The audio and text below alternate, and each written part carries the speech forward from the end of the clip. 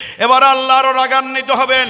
আল্লাহ রাব্বুল আলামিন ডাকবেন, ইয়া দুনিয়া আইনাল জাব্বারিন, ও দুনিয়া তোর সেই স্বৈরাচারীরা কোথায় যারা মানুষের অধিকারকে হরণ করে নিয়ে দিনের পর দিন ক্ষমতা পুঁজি করে আলেম ওলামার উপরে নির্যাতন করে আমৃত্যু কারাদণ্ড দিতে পারে, ওই সমস্ত স্বৈরাচারেরা কোথায়? বলবে আজকে কোথায় ডোনাল্ড ট্রাম্প, আজকে কোথায় বারাক ওবামা, আজকে কোথায় জো বাইডেন, আজকে কোথায় দুনিয়ার সেই সমস্ত স্বৈরাচার রাজা বাদশারা আজকে কোথায়? হাদিসের বক্তব্য, বিশ্ব নবী বলেন আইনা দুনিয়া আইনাল জাব্বারিন, কোথায় তোর স্বৈরাচারেরা? নিয়ে আয় আজকে দেখি আমার সামনে। চিৎকার করে বলেন আল্লাহু আকবার। আজকে দুনিয়ার মধ্যে আল্লাহর আইনের কথা বললে অনেকের গায়ে চুলকানি শুরু হয়ে যায়, ঠিক কিনা? কষ্ট লাগে কিনা? এরা হারা জীবন খালি আল্লাহর আইনের কথাই গেল, এত জেল জুলুম হুলিয়া মামলা হামলা, আল্লাহর আইনের কথা ছাড়া বের পারলাম না। ও আবার ঢুকা, তুই 1000 বার ঢুকাইতে পারবি, কিন্তু আল্লাহর আইনের কথা একজন মুমিনের অন্তর থেকে যে তুই সরাইতে পারবি না। কথা বলে মুসলমান, ঠিক কিনা?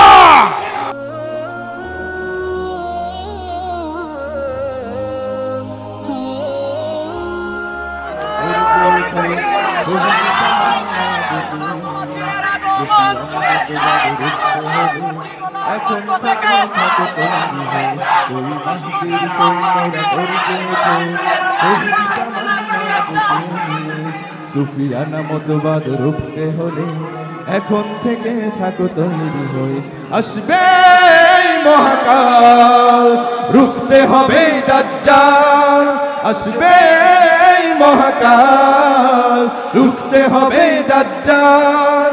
যার এক হাতে থাকিবে জান্নাত, এক হাতে থাকিবে জাহান্নাম, মানুষকে বলবে ডেকে ডেকে আমি তো তোমাদের খোদা মহান। যার দিলে থাকিবে ঈমান, হবে না তো সেই বেঈমান, যার দিলে থাকিবে ঈমান, হবে না তো সেই বেঈমান। মুমিন বলবে ডেকে ঈমান নিয়ে বুকে নিশ্চিত তুই দাজ্জাল, আসবে মহাকাল, রুখতে হবে দাজ্জাল। আলহামদুলিল্লাহ নাহমাদুহু ওয়া নাস্তাঈনুহু ওয়া নাস্তাগফিরুহু ওয়া নাউযু বিল্লাহি মিন শুরুরি আনফুসিনা ওয়া মিন সাইয়্যাতি আ'মালিনা। من يهده الله فلا مضل له ومن يضلله فلا هادي له ونشهد أن لا إله إلا الله وحده لا شريك له ونشهد أن سيدنا وحبيبنا ومولانا محمدا عبده ورسوله الذي أرسله بالحق بشيرا ونذيرا وداعيا إلى الله بإذنه وسراجا منيرا. فقد قال الله تعالى في كلامه المجيد والفرقان الحميد: أعوذ بالله من الشيطان الرجيم. بسم الله الرحمن الرحيم. القارعة ما القارعة وما أدراك ما القارعة يوم يكون الناس كالفراش الفراش المبثوث وتكون الجبال كالعهن المنفوش। সম্মানিত ভাইরা আমার, আমরা সূরাতুল কারিয়া থেকে পড়েছি। কোন সূরা? সূরাতুল কারিয়া। সূরাতুল কারিয়া মহাগ্রন্থ কোরআনে কারীমের 101 নং সূরা। 101 নম্বর সূরা। 114টি সূরা বাই সিরিয়ালি যেভাবে সাজানো হয়েছে, তার মধ্যে সূরাতুল কারিয়া হলো 101 নম্বর সূরা। কথাটা মনে থাকবে। সূরাতুল কারিয়া হলো মাক্কি সূরা। কোরআন শরীফের সূরাগুলো হলো দুই প্রকার। বলেন কয় প্রকার? সাধারণত দৃষ্টিতে, এক্সপ্লেনেশন আর অন্যদিকে আছে, আমরা যাব না। সাধারণত মাক্কি এবং মাদানী। মাক্কি সূরা হলো যেই সূরাগুলো বিশ্ব নবীর মক্কায় থাকাকালীন অবস্থায় মাক্কি জীবনে অবতীর্ণ হয়েছে, এগুলো মাক্কি সূরা। আর যেই সূরাগুলো মদিনায় যাবার পরে নাজিল হয়েছে, ওগুলো মাদানী সূরা। তাহলে আমরা সূরা কারিয়ার ব্যাপারে প্রথমেই জানলাম, সূরাটি হলো কি সূরা? বলেন সবাই, আরো জোরে সবাই বলেন। মাক্কি সূরা। কি সূরা? মাক্কি সূরা। আমার সম্মানিত হাজিরিন, এই মাক্কি সূরা শুধু মাক্কি সূরা নয়, একেবারে বিশ্ব নবীর নবুয়তের জীবনের প্রথম দিকের সূরা। জোরে কান সুবহানাল্লাহ। সম্মানীয় হাজিরিন, প্রশ্ন হলো প্রথমেই, what's the background of this সূরা? সূরাতুল কারিয়ার নাজিল হওয়ার ঐতিহাসিক প্রেক্ষাপটটা কি? কি কারণে এই সূরাটি নাজিল হলো? ওই সময়ের ওই ঘটনাটা যদি আমরা জেনে যাই, তাহলে এই সূরা নাজিল হওয়াটা কেন নাজিল হয়েছে সেটা আমরা সহজেই বুঝতে পারবো ইনশাআল্লাহ। সূরাটি নাজিল হওয়ার পিছনের মূল কারণ ছিল যে তদানীন্তন সময়ে বিশ্বনবী যখন নবুয়তের দাওয়াত নিয়ে যখন ময়দানে ঝাঁপিয়ে পড়লেন, ঈমানের দাওয়াত যখন মানবতাকে দিয়ে বললেন, ইয়া আইয়ুহান নাসু কুলু লা ইলাহা ইল্লাল্লাহু তুফলিহুন। ও মানব মণ্ডলী, মুক্তি চাও কি? ও মানব মণ্ডলী, মুক্তি চাও কি? মুক্তি যদি চাও, আল কোরআন তোমায় হাতছানি দিয়ে ডাকে। জোরে কান সুবহানাল্লাহ। মুক্তি যদি চাও, ইমানের কালিমা জবান দিয়ে পড়ে নাও, লা ইলাহা ইল্লাল্লাহু মুহাম্মাদুর রাসূলুল্লাহ সাল্লাল্লাহু আলাইহি ওয়াসাল্লাম। ইমানের এই ঘোষণা দেবার পরেই বিশ্ব নবীর উপরে জুলুম নির্যাতনের স্টিম রোলার পরিচালনা করে নবীর নবীওয়ানা কাজকে, দাঈ নবী আমার বিশ্ব নবীর তার এই যে পথ চলাকে রোধ করে দেবার জন্য বিশ্ব নবীর উপরে চরমভাবে নির্যাতন শুরু হয়ে গেল। বিশ্ব নবী তখন বললেন, নির্যাতনে নবীজি অনেকটা অতিষ্ঠ হয়ে গেলেন। নবীজি বোঝাতে চাইলেন, এই পৃথিবীটা শেষ নয়। এই যে তোমরা রঙিন পৃথিবীর স্বপ্ন তোমরা দেখছো, এটা ঠিক শেষ নয়। আরো ভয়াবহ পরিণতির দিন আসতেছে, আসিতেছে। বিশ্বনবী জানান দেওয়ার চেষ্টা করলেন, কিন্তু লোকেরা বোঝে না। লোকেরা বোঝে না। আসলে তদানীন্তন সময়ের মানুষগুলো কিয়ামত এবং পরকাল সম্পর্কে ছিল একেবারে অজ্ঞ। কি ছিল? কিয়ামত এবং পরকাল সম্পর্কে তাদের কোনো ধারণাই ছিল না যে পৃথিবী যে ধ্বংস হবে, কিয়ামত প্রতিষ্ঠিত হবে এবং আল্লাহ তাআলার আইনের অধীনে দ্বিতীয় একটা বিশ্ব ব্যবস্থাপনা তৈরি হবে, এরকম কোনো বিষয় সম্পর্কে তাদের সাধারণ কোনো নলেজই ছিল না। বিশ্বনবীকে, কথা খুব ভালো করে বুঝবেন, খুব ইম্পর্টেন্ট ইস্যু। বিশ্বনবীকে আল্লাহ রাব্বুল আলামিন সূরাতুল কারিয়া নাজিল করার মাধ্যমে গোটা মানব মণ্ডলীকে বোঝাতে চাইলেন, ও দুনিয়ার মানুষেরা, দুনিয়ার যে লোভ, দুনিয়ার যে লালসা, দুনিয়ার যে রঙিন স্বপ্ন নিয়ে তুমি নিজেকে বিভোর করে দিয়ে অন্যায়, অশ্লীলতা, সুদ, ঘুষ, হারাম, হালাল এগুলোর কোনো চিন্তা ভাবনা তোমার মধ্যে নাই।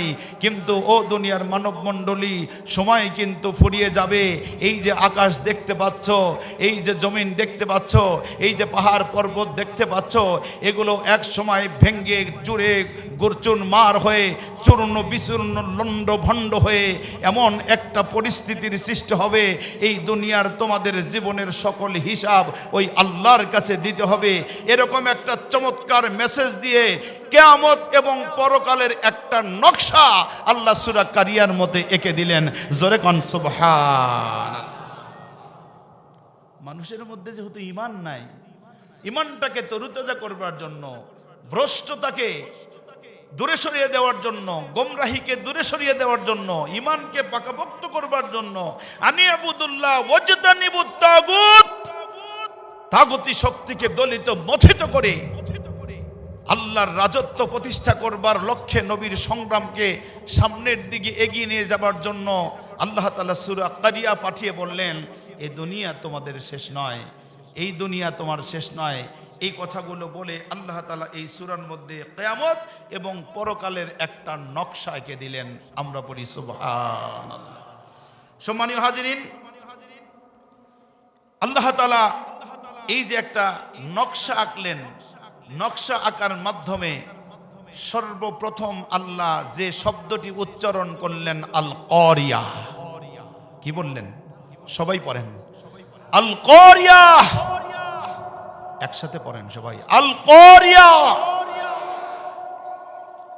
এই যে আল কারিয়া, এই শব্দটা যে কত কঠিন, কত ভয়াবহ শব্দ, একটু আপনারা কান লাগাইয়ে বোঝার চেষ্টা করেন। আমি আজকে এটা ব্যতিক্রম ধর্মী আলোচনার চিন্তা নিয়ে বসার চেষ্টা করছি। জানি না আমি মেসেজটা ক্লিয়ার করতে পারবো কিনা। আশা করি যে আপনারা বুঝবেন। একটু মন প্রাণ দিয়ে একদম সুন্দরভাবে বোঝার জন্য আপনারা রেডি হয়ে যান, তৈরি হয়ে যান। একটা কঠিন বিষয়কে সামনে তুলে ধরার চিন্তা ভাবনা করছি। আল্লাহ যদি তৌফিক দান করেন, সকলেই বলেন আল্লাহুম্মা আমিন। আল কারিয়া, আল কারিয়া শব্দের অর্থ হলো মহাপ্রলয়। কি? মহাপ্রলয়, মহানিনাদ, বিকট আওয়াজ, bombasting সাউন্ড, জাইগান্টিক সাউন্ড। আল কারিয়া শব্দের অর্থ এমন একটা সাউন্ড, যেই শব্দ, যে বিকট শব্দ, যে ঘটনা, যে দুর্ঘটনা, যে মহা দুর্ঘটনা, যে জাইগান্টিক এবং বম্বাস্টিং সাউন্ড পৃথিবীর মানুষ শোনে নাই। জোরে কোন সুবহানাল্লাহ। কেউ কোনোদিন শোনে নাই। যেমন আমরা দুই একটা শব্দ শুনলে আমরা ভয় পেয়ে যাই হঠাৎ হঠাৎ। দুই একটা শব্দের নাম কোন তো?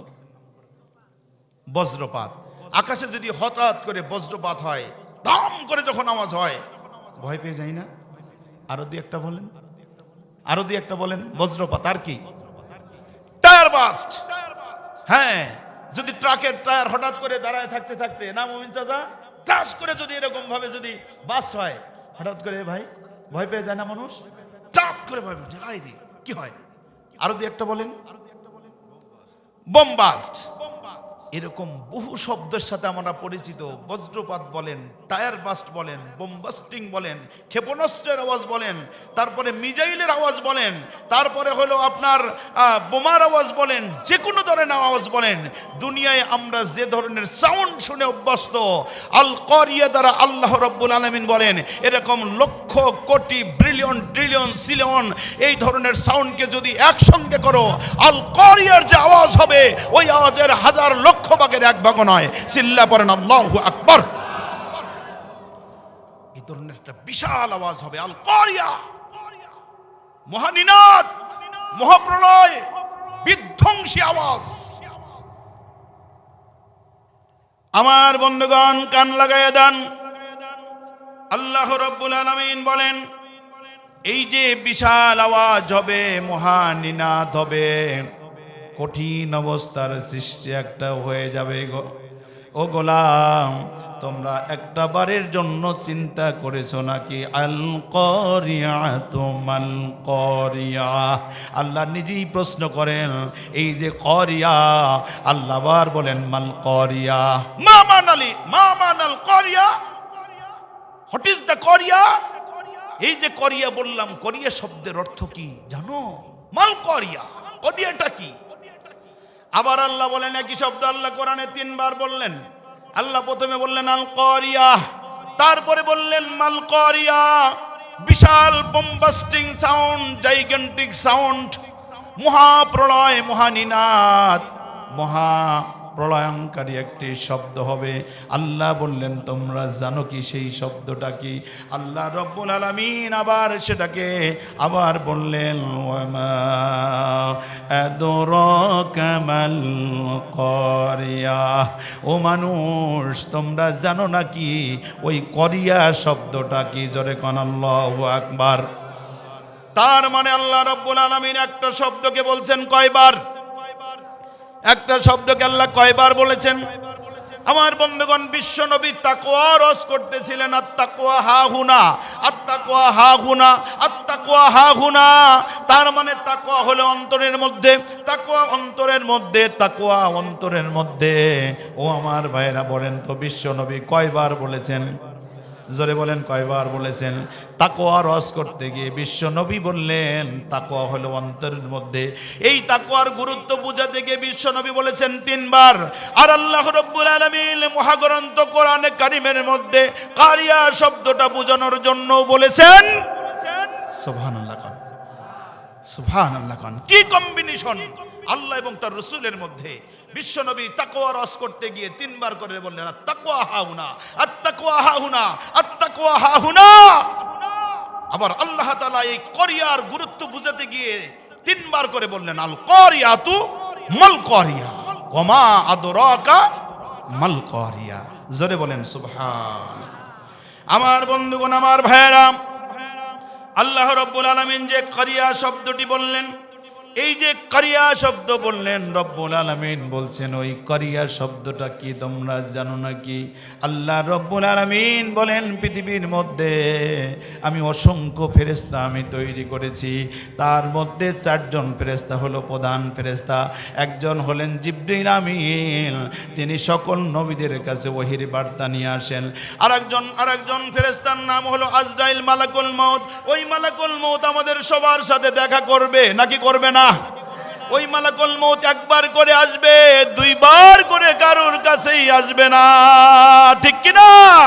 প্রত্যেক মানুষের কাছে মালাকুল মউত 1 বার আসবে, জানটা নিয়ে রূহটা নিয়ে চলে যাবে। ওই মালাকুল মউতকে দায়িত্ব দেওয়া হয়েছে মরণের দায়িত্ব।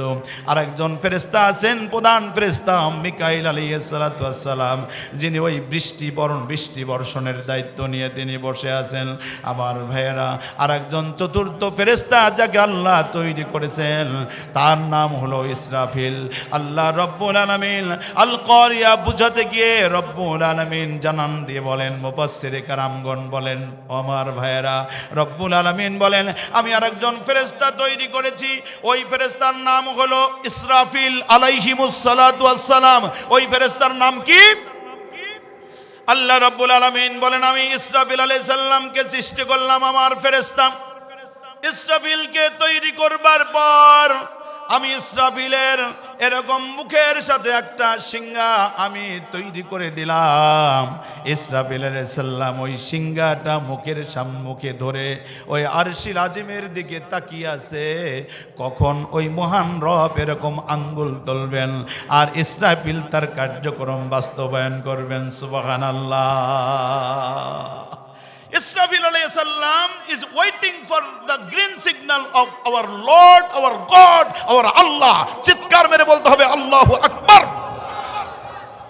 ইসরাফিল আলাইহিস সালাতু ওয়াস সালাম, ইসরাফিল আলাইহিস সালাতু ওয়াস সালাম সিংহাটা এরকম মুখের কাছে নিয়ে আকাশের দিকে আরশিল আজিমের দিকে শুধু তাকিয়ে আছেন, ওয়েটিং ফর গ্রিন সিগন্যাল।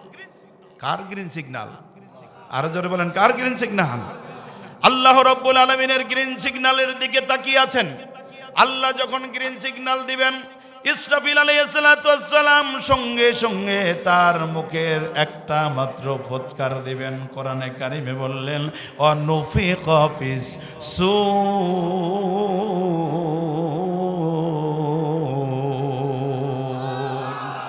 আল্লাহ রাব্বুল আলামিন বললেন অনুফিকা ফিস সূর।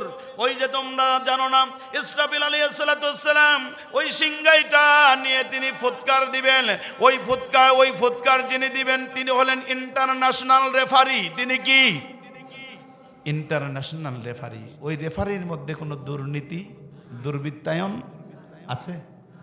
আপনারা একবার খেলতে গেছিলেন আমাদের সভাপতি সাহেবকে নিয়ে, আমরা দেখেছি ছোট্টবেলায় গয়নাকান্দি খেলবে গেছিলেন, মনে আছে? ওই যে আমার ভাই হাসা শুরু করে দিয়েছে যে গেদা তুই আবার ওই কথা মনে করা দিস কেন? ভাই মনে আছে কিনা হাজি সাহেব প্ল্যান নিয়ে গেল একেবারে জুৎসই মতো, মানে গ্রামেরই খেলোয়াড়। আর গয়নাকান্দিওয়ালারা মনে করছে যে একেবারে মানে লক্ষ্মীগোলার যেহেতু টিম, ওরা তো 100% শিক্ষিত গ্রামের মানুষ, টাকা পয়সার নাই অভাব, ওরা মনে হয় সে সিরাজগঞ্জ না ঢাকা নাকি কোন নাইজেরিয়া থেকে প্লেয়ার আনবে, এই ভয়ে গয়নাকান্দিওয়ালারা একেবারে ওই তার কাটা মার কাটা তখন ছিল, তাই না? তার কাটা ছিল, জব্বার ছিল, তারপরে হলো ওই যে গারাদার হাজি সাহেব, হায়দার হাজি সাহেব, এরা তখন খুব ভালো খেলোয়াড়, তাই না ভাই? তারপরে আরও আছে আপনারা জানেন, সে তার কাটা হলো তখন 1 নাম্বার খেলোয়াড়। এরকম বহু তার কাটাকে নিয়ে গয়নাকান্দি সেরা সেরা খেলোয়াড়দেরকে নিয়ে আসলো। আর লক্ষ্মীকোলার টিম গেল হলো নিজেদের খেলোয়াড় নেয়া, তার মধ্যে গুলি হলো আমার আজকের সভাপতি চাচা। চেহারা তো মাশাআল্লাহ যাকে বলে, ঠিক না? নাকি নতুন করে আপনাদের বোঝান লাগবে আর কি? ওই সময়ে ছাত্র জীবন মনে হয় না চাচা, ছাত্র জীবনের চেহারা কিরকম, তারা বেরিয়ে হাইটে যেতেছে, আমি পিছনে পিছনে একেবারে ছোট, তারা 5-7 জন ছেলে বেরিয়ে এসে বললো, আচ্ছা আচ্ছা আচ্ছা আপনাকে একটা কথা বলতে চাই। বলো বলো বাবা, কি বলবো? আপনি নায়ক আলমগীর নাকি? চাচা কয় যে না কথা, আমি নায়ক আলমগীর না, আমার বাড়ি লক্ষ্মীগোলা, আমার নাম ইঞ্জিনিয়ার হেকমত আলী।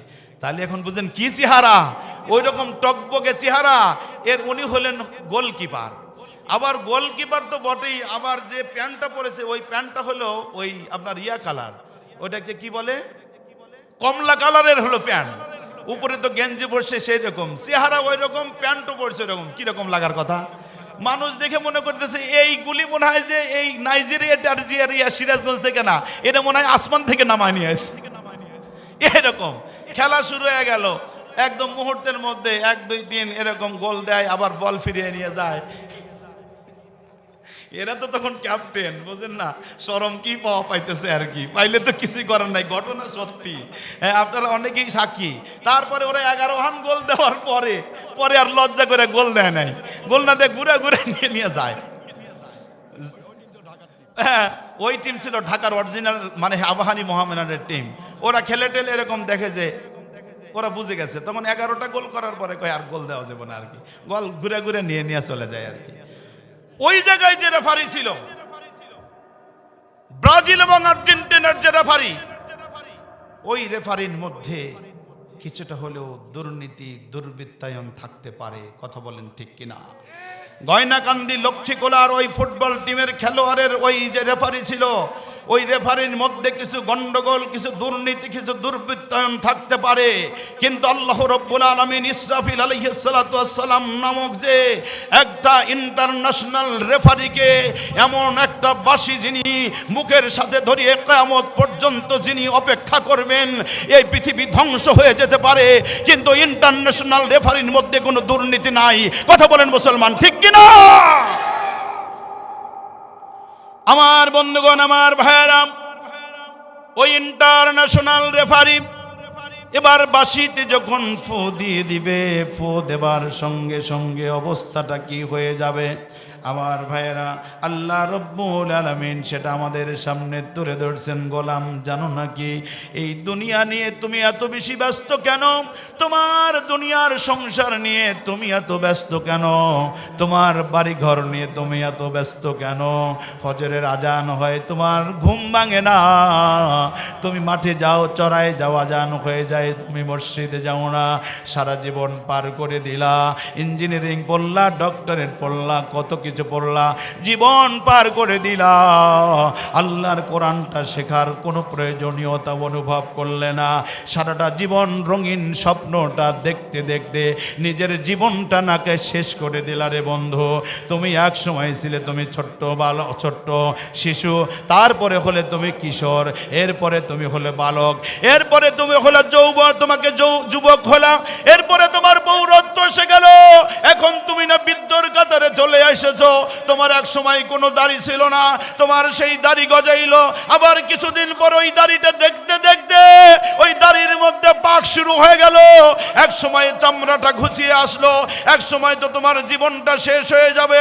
আল্লাহ রাব্বুল আলামিন বলেন, গোলাম তুমি এই দুনিয়ায় এরকম ভাবে এটা করব, বাড়ি করব, গাড়ি করব, দুনিয়াটাকে মনের মতো করে সাজাবো, যেই চিন্তা নিয়ে চেতনা নিয়ে নিজের জীবনটাকে নিঃশেষ করে দিচ্ছ বন্ধু। আল্লাহ রাব্বুল আলামিন বলেন, ও গোলাম এই দুনিয়া তো তোমার জন্য শেষ নয়, এই দুনিয়ার একটা পরিসমাপ্তি ঘটবে। আল্লাহ রাব্বুল আলামিন বলেন, ওই ইন্টারন্যাশনাল ওই রেফারিটা যখন ফুৎকার দিয়ে দিবে, ও মানুষ তুমি আজকে যেই মানুষ এত রঙিন স্বপ্ন দেখে সব কিছু নিয়ে দুনিয়া দুনিয়া বলে তুমি পাগল হয়ে গেলে, ও মানুষ তোমার অবস্থা সেদিন কি হবে তুমি জানো নাকি? আল্লাহ রাব্বুল আলামিন কত সুন্দর করে তার পরের আয়াতে জানিয়ে দেন, আল কারিআতু মাল কারিআতু ওয়া মা আদরাকা মাল কারিআহ ইয়াউমা ইয়াকুনুন নাসু কাল ফারাশিল মাবসুস।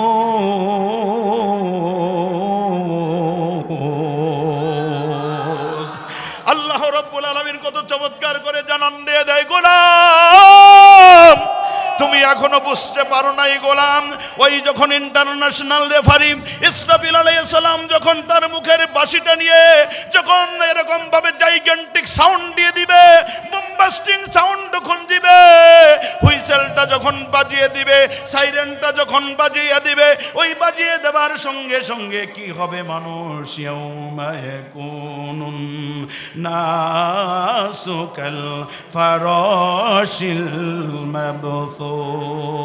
সেদিন মানুষগুলো বিক্ষিপ্ত পতঙ্গের ন্যায় নিক্ষিপ্ত হতে থাকবে। ও মানুষ, গায়ে যত শক্তি আছে চিৎকার মেরে পড়েন আল্লাহু আকবার। সেদিন মানুষগুলো বিক্ষিপ্ত পতঙ্গের ন্যায়, বিক্ষিপ্ত পতঙ্গের ন্যায় নিক্ষিপ্ত হতে থাকবে এই মানুষগুলো। আল্লাহু আকবার। It is a day where on siren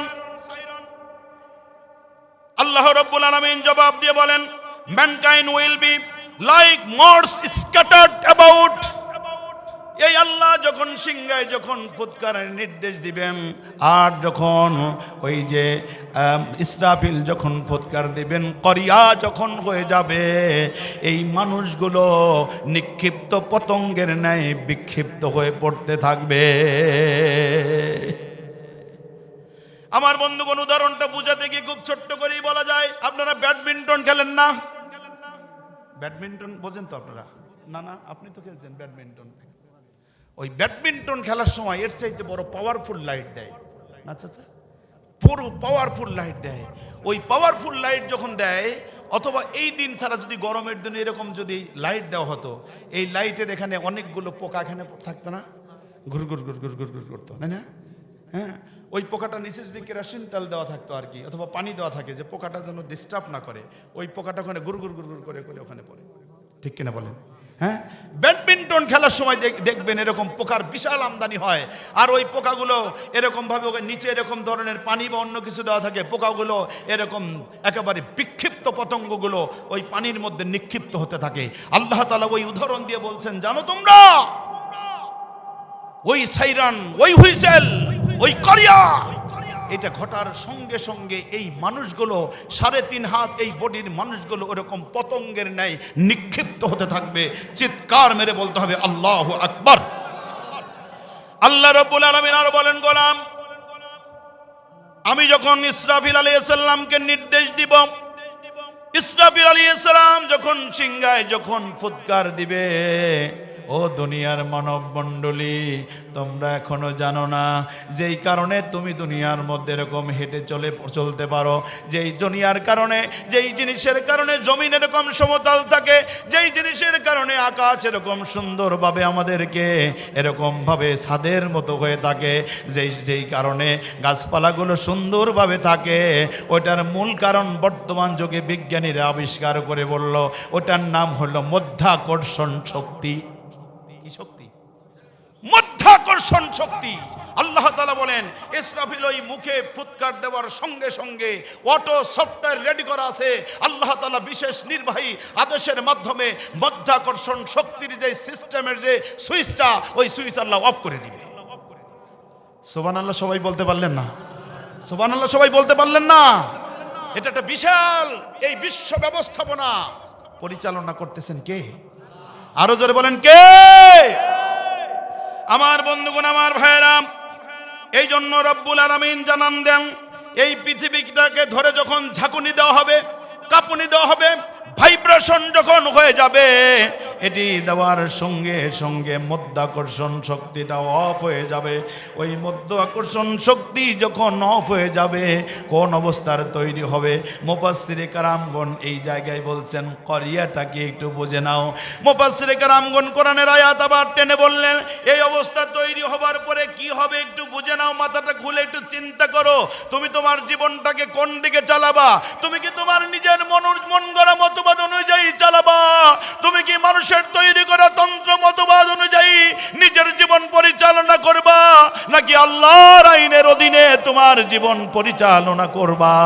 আল্লাহ রাব্বুল আলামিন বলেন যখন এই মানুষগুলো বিক্ষিপ্ত হয়ে নিক্ষিপ্ত পতঙ্গের মতো যখন ঝরবে আর পড়বে, মধ্যাকর্ষণ শক্তিটাকে যখন আমি তুলে নিয়ে যাব, অবস্থাটা কি হবে তোমরা একটু কান লাগাইয়া শোনো।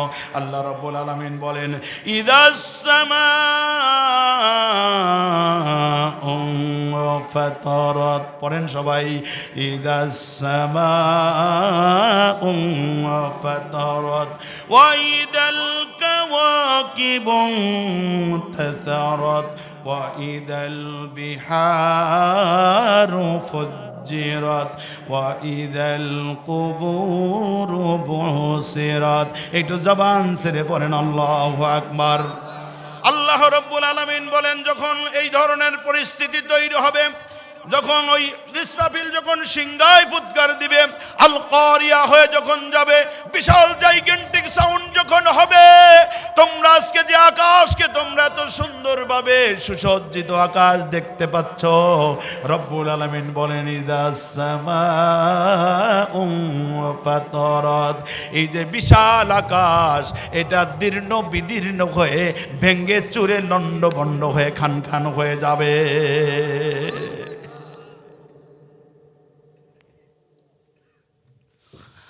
আমার বন্ধুগণ, কি ভয়ানক দৃশ্যের অবতারণা সেদিন হবে। আল্লাহ কোরআনের অন্য জায়গায় বলেন কাতাইয়্যি সিজিল্লিল কুতুব, একটা কিতাব যদি এরকম করে সামনে যদি ধরা হয়, এই সামনে ধরলে কিতাবটা যখন একটার পর একটা পৃষ্ঠা যেমন পড়ে, আল্লাহ রাব্বুল আলামিন বলেন ওই নুফিকা ফিস-সূর, ওই যে ইসরাফিল সিংহায় ফুৎকার দেবার সঙ্গে সঙ্গে সাত আকাশের কথা যে আপনারা শুনেন, আল্লাহ রাব্বুল আলামিন বলেন কাতাইয়্যি সিজিল্লিল কুতুব, ওই একটার পর একটা আকাশ এরকম একটার উপর একটা বইয়ের পৃষ্ঠা যেমন একটার উপর একটা যেমন পড়ে, ওই আকাশগুলো একটার পর একটা পরে ভেঙ্গে চুরে খান খান হয়ে যাবে, দীর্ণ বিদীর্ণ হয়ে যাবে। কি পরিস্থিতির তৈরি হবে? আকাশ সেদিন ভেঙে চুরমার হয়ে যাবে, কোনো আকাশ থাকবে না, কিচ্ছু থাকবে না। আমার বন্ধুগণ, রব্বুল আলামিন আবার বলেন ওয়া ইদাল কাওয়াকিবু তাসারাত, ওই যে তোমরা আকাশের সূর্য দেখো, চন্দ্র দেখো, তারকা দেখো। আমি সেদিন আলোচনায় বলেছিলাম, অনেকে আপনারা সেখানে ছিলেন। আমার বন্ধুগণ, এই পৃথিবীর চাইতে সূর্য কত গুণ বড়? কথা কোন কত গুণ? সত্যি বলতেছেন? 13 লক্ষ গুণ বড়। কেন? ইমাজিন। আল্লাহ রাব্বুল আলামিন বলেন ওই তারকাগুলো চারদিক থেকে একটার পর একটা নিক্ষিপ্ত হতে থাকবে। জোরে কান আল্লাহু আকবার। আমার বন্ধুগণ, আমার ভাইরা, পরিস্থিতিটা কত ভয়ঙ্কর হবে খেয়াল করেন।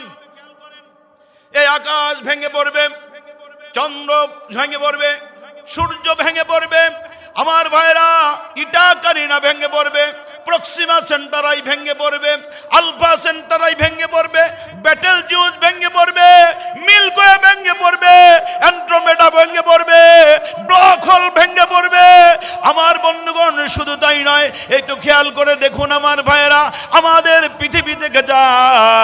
অনেক বড় বড় স্যাটেলাইট চ্যানেলগুলো পাঠানো হয়েছে। আমেরিকা তার নিজের নামে স্যাটেলাইট চ্যানেল পাঠিয়েছে, ইউরোপ তার স্যাটেলাইট চ্যানেল পাঠিয়েছে, দক্ষিণ আমেরিকা তার স্যাটেলাইট চ্যানেল পাঠিয়েছে, আফ্রিকা তার স্যাটেলাইট চ্যানেল পাঠিয়েছে। আমার বন্ধুগণ, ভারত তার স্যাটেলাইট চ্যানেল পাঠিয়েছে। আমার দেশ থেকেও আমরা বঙ্গবন্ধু স্যাটেলাইট চ্যানেল পাঠিয়েছি। কথা বলেন ঠিক কিনা? ওয়াইদাল কাওয়াকিবু মুনতাসারাত, তার মানে গোটা দুনিয়া থেকে যত রকমের স্যাটেলাইট চ্যানেলগুলো পাঠানো হয়েছে, ওই সমস্ত চ্যানেলগুলো ভেঙে চড়ে খান খান হয়ে পড়বে। আমার বন্ধুগণ, কি ভয়ানক দৃশ্যের অবতারণা সেদিন হবে, কি একটা অস্থির পরিস্থিতির সৃষ্টি সেদিন হবে। গোটা দুনিয়ার সব কিছু একটার পর একটা ভেঙে পড়বে। কোন অবস্থা সৃষ্টি হবে একটু খেয়াল করে দেখুন। শুধুমাত্র আকাশ, চন্দ্র, সূর্য, গ্রহ, তারা আর এই সমস্ত সায়েন্টিফিক যত স্যাটেলাইট আছে, শুধু এগুলো ভেঙে পড়বে বিষয়টা তা নয়। এই পৃথিবীর সবচাইতে বড় পাহাড়ের নাম কি? হ্যাঁ, উহুদ পাহাড়। উহুদ পাহাড় তো আছেই, বড় পাহাড় তো আছেই। আমার ভাইরা, এই পৃথিবীর সবচাইতে বড় পাহাড়ের নাম হলো মাউন্ট এভারেস্ট। মাউন্ট সবচেয়ে উঁচু পাহাড়, সবচাইতে 29,035 ফিট উঁচু। জোরে বলেন আল্লাহু আকবার। আমার বন্ধুগণ, আমার ভাইরা একটু খেয়াল করুন, কান লাগান। রব্বুল আলামিন বলেন, তোমরা জানো নাকি এই মানুষগুলো তো এরকম ভাবে হবে, আকাশ ভেঙে পড়বে, চন্দ্র, সূর্য, গ্রহ, তারা কোনটার মধ্যাকর্ষণ শক্তি না থাকবার কারণে সমস্ত গিরিপথ, কক্ষপথগুলো, সমস্ত কিছু যখন লন্ড বন্ড হয়ে যাবে, তখন কি হবে? আল্লাহ রাব্বুল আলামিন আরো জানান দেন, ওয়াতাকুনুল জিবালু কালইহিনিল মানফুস। সুবহানাল্লাহ পড়েন। আল্লাহ রাব্বুল আলামিন জানান দিচ্ছেন, গোলাম জানো নাকি এই পৃথিবীর মধ্যে আল্লাহ রাব্বুল আলামিন বলেন, আমি দুনিয়াটা বানালাম। এই দুনিয়া পাঠানোর পরে এই দুনিয়াটাকে যখন আমি এরকম ভাবে রেখে দিলাম, প্লেটের মতো যখন দুনিয়াটা রেখে দিলাম, এই দুনিয়াটা স্বাভাবিকভাবে আর থাকে না।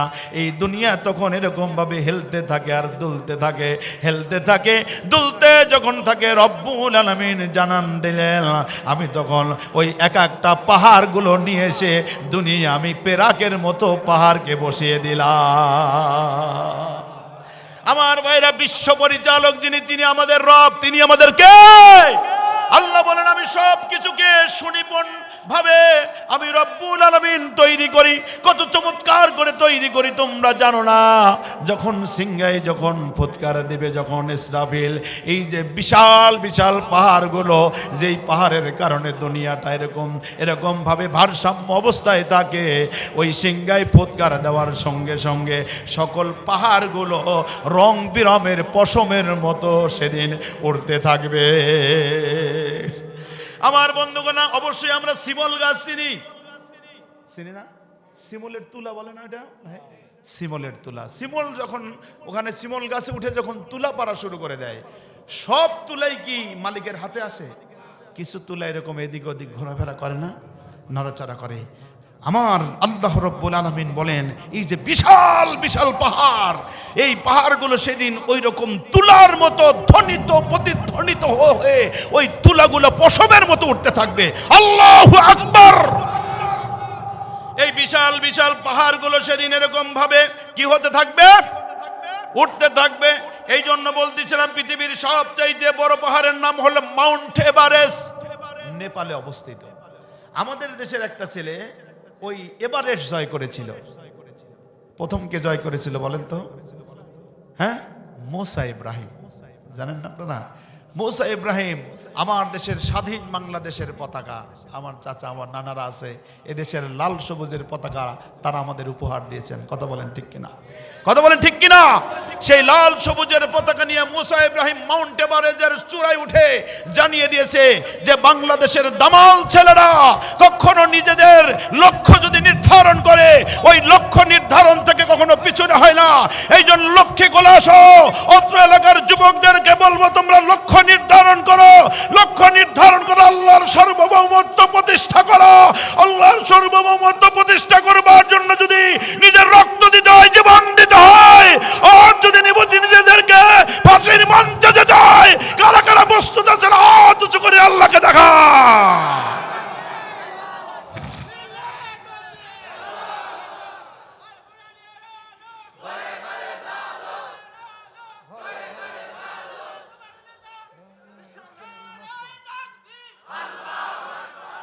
সম্মানিত ভাইরা আমার, এই জন্য লক্ষ্যটা থাকতে হবে আমাদের স্থির। লক্ষ্যটা কি থাকতে হবে? মুসা ইব্রাহিম দেখিয়ে গেছে বাংলাদেশের দামাল ছেলেরাও পারে মাউন্ট এভারেস্ট জয় করতে।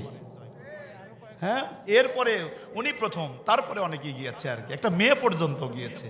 সম্মানিত হাজিরিন, আমি যেটা বলতে চাচ্ছি, তাহলে এই যে মাউন্ট এভারেস্ট 29,035 ফিট উঁচু একটা পাহাড়, বিশাল উঁচু পাহাড় এবং বড় এই পাহাড়, সিংগায় উপরে হলো বরফ আর বরফ, সিংগায় ফুৎকার দেওয়ার সঙ্গে সঙ্গে এই বিশাল পাহাড়টাও তুলোর মতো উঠতে থাকবে। আল্লাহু আকবার। আমার বন্ধুগণ, আমার ভাইরাম, যেই পাহাড়টাকে বলা হয় হিমালয়, কি বলা হয়? উপর দিয়ে শুধু বরফ আর বরফ, এই জন্য বলা হয় হিমালয়। আবার আমেরিকার সবচাইতে বড় পাহাড় এবং পর্বতমালার নাম বলা হয়েছে আলাস্কা মাউন্টেন ডেন্ট। আলাস্কা মাউন্টেন ডেন্ট। এই সিংগায় ফুৎকার দেওয়ার পরে আমেরিকা যখন বেশি শক্তিশালী, ওটা মনে হয় ভাঙবে না। হ্যাঁ নাকি? ওই হোয়াইট হাউস মনে ভাঙবে না। ওরা মনে বলবে না, আমি আমেরিকার প্রেসিডেন্ট, আমি ভাঙতে নারাজ। কি এরকম বলে কোনো লাভ হবে? কথা বলেন, লাভ হবে? আমার ভাইরা, বাংলাদেশেও ময়মনসিংহের পাহাড় রয়েছে গারো পাহাড়, ঠিক কিনা? বাংলাদেশের সর্ববৃহৎ পাহাড় হলো গারো পাহাড়, এবং বাংলাদেশের একটি পাহাড় রয়েছে চিম্বুক পাহাড়। ওই চিম্বুক পাহাড়ে ওঠার সময় সাধারণ গাড়ি দিয়ে ওঠা যায় না, ওঠা লাগে কি দিয়া? হ্যাঁ, কি গাড়ি জানেন? ওটাকে বলে চাঁদের গাড়ি। কি গাড়ি? ওই চাঁদের গাড়িতে ওঠা লাগে। শুধু ওই গাড়ি ছাড়া ওই পাহাড়ে এরকম ভাবে উঠতে হয়। ওই পাহাড়ে যে কেউ উঠতে পারে না। আমরা ওখানে উঠেছি আর আল্লাহর শুকর আদায় করে সেজদায় পড়ে গেছি। সুবহানাল্লাহ। কোন আল্লাহ, তুমি এত বিশাল বিশাল পাহাড় দিয়ে পৃথিবীটাকে তুমি এভাবে পেরাকের মতো করে আল্লাহ আটকে দিয়েছো। যদি আটকে না দিতে আল্লাহ, তাহলে আমাদের এই পৃথিবী তো লন্ডভন্ড হয়ে যেত। আল্লাহ তোমার শুকরিয়া। আল্লাহু আকবার। আমার বন্ধুগণ, আমার ভাইয়েরা, আল্লাহ রাব্বুল আলামিন এই জন্য কোরআনের অন্য জায়গায় বললেন, ইদাম রুজ্জাতিল আরদু রাজ্জা অবুসাতিল জিবালু বাসসা। জোরে কোন সুবহানাল্লাহ। আল্লাহ রাব্বুল আলামিন বলেন, যখন কি হবে? when the earth will be sharon with the trample, যখন এরকম পৃথিবীটাকে ধরে ঝাঁকুনি দেওয়া হবে, যখন এরকম কম্পন দেওয়া হবে, যখন এরকম ভাইব্রেশন দেওয়া হবে, the mountain be একদম পাউডার হয়ে যাবে। the mountain will be powder, এই সমস্ত পাহাড়গুলো পাউডারের মতো হয়ে যাবে। চিল্লা কন্না আল্লাহু আকবার। যখন ঝাঁকুনি পৃথিবীকে ধরে, যখন ঝাঁকুনি, কাঁপুনি আর ভাইব্রেশন হবে, বিশাল বিশাল পাহাড়গুলো মুহূর্তের মধ্যে পাউডার হয়ে তুলার মতো উঠতে থাকবে। আল্লাহু আকবার। আমার বন্ধুগণ, তখন আমার আর আপনার মতো সলিমউদ্দিন আর কলিমউদ্দিনের কি হবে? কি তখন কি বলতে পারবো যে না, আমরা অমুকের সৈনিক, এত সাল পর্যন্ত আমাকে কেউ নড়াইতে পারবে না? কথা বলেন, এগুলো বলে কোনো লাভ হবে? হ্যাঁ, বল, লাভ হবে? কোনো লাভ হবে? কোনো লাভ হবে না। আমার ভাই এবং বন্ধুগণ, একটু খেয়াল করে শুনুন। শুধু এরকম পাহাড়গুলো নয়, এই পৃথিবীর মধ্যে সবচাইতে উঁচু টাওয়ার আছে বুর্জ আল খলিফা। বুর্জ আল খলিফা এটি পৃথিবীর সবচাইতে বড় টাওয়ার, দুবাইয়ে অবস্থিত। কোথায় অবস্থিত? দুবাই। এটার উচ্চতা হলো কত জানেন? এটা বিশাল উচ্চতা নিয়ে এই যে তারা এটা তৈরি করেছে 818 মিটার উঁচু। তার মানে প্রায় 1 কিলোমিটার লম্বা হলে উঁচু। জোরে বলেন আল্লাহু আকবার। বুর্জ আল খলিফা পৃথিবীর সবচাইতে উঁচু টাওয়ার। এই পৃথিবীকে ধরে যখন কম্পন দেওয়া হবে, ওই উঁচু পাহাড়টা মুহূর্তের মধ্যে ছিন্ন বিচ্ছিন্ন হয়ে লন্ডভন্ড হয়ে যাবে। কথা বলেন ঠিক কিনা? আমার বন্ধুগণ, আবার সৌদি আরবে একটা তৈরি করছে হলো kingdom. Kingdom tower, Jeddah tower. টাকা পয়সা দুনিয়ায় কেমন হয়েছে একটু খেয়াল করে দেখেন।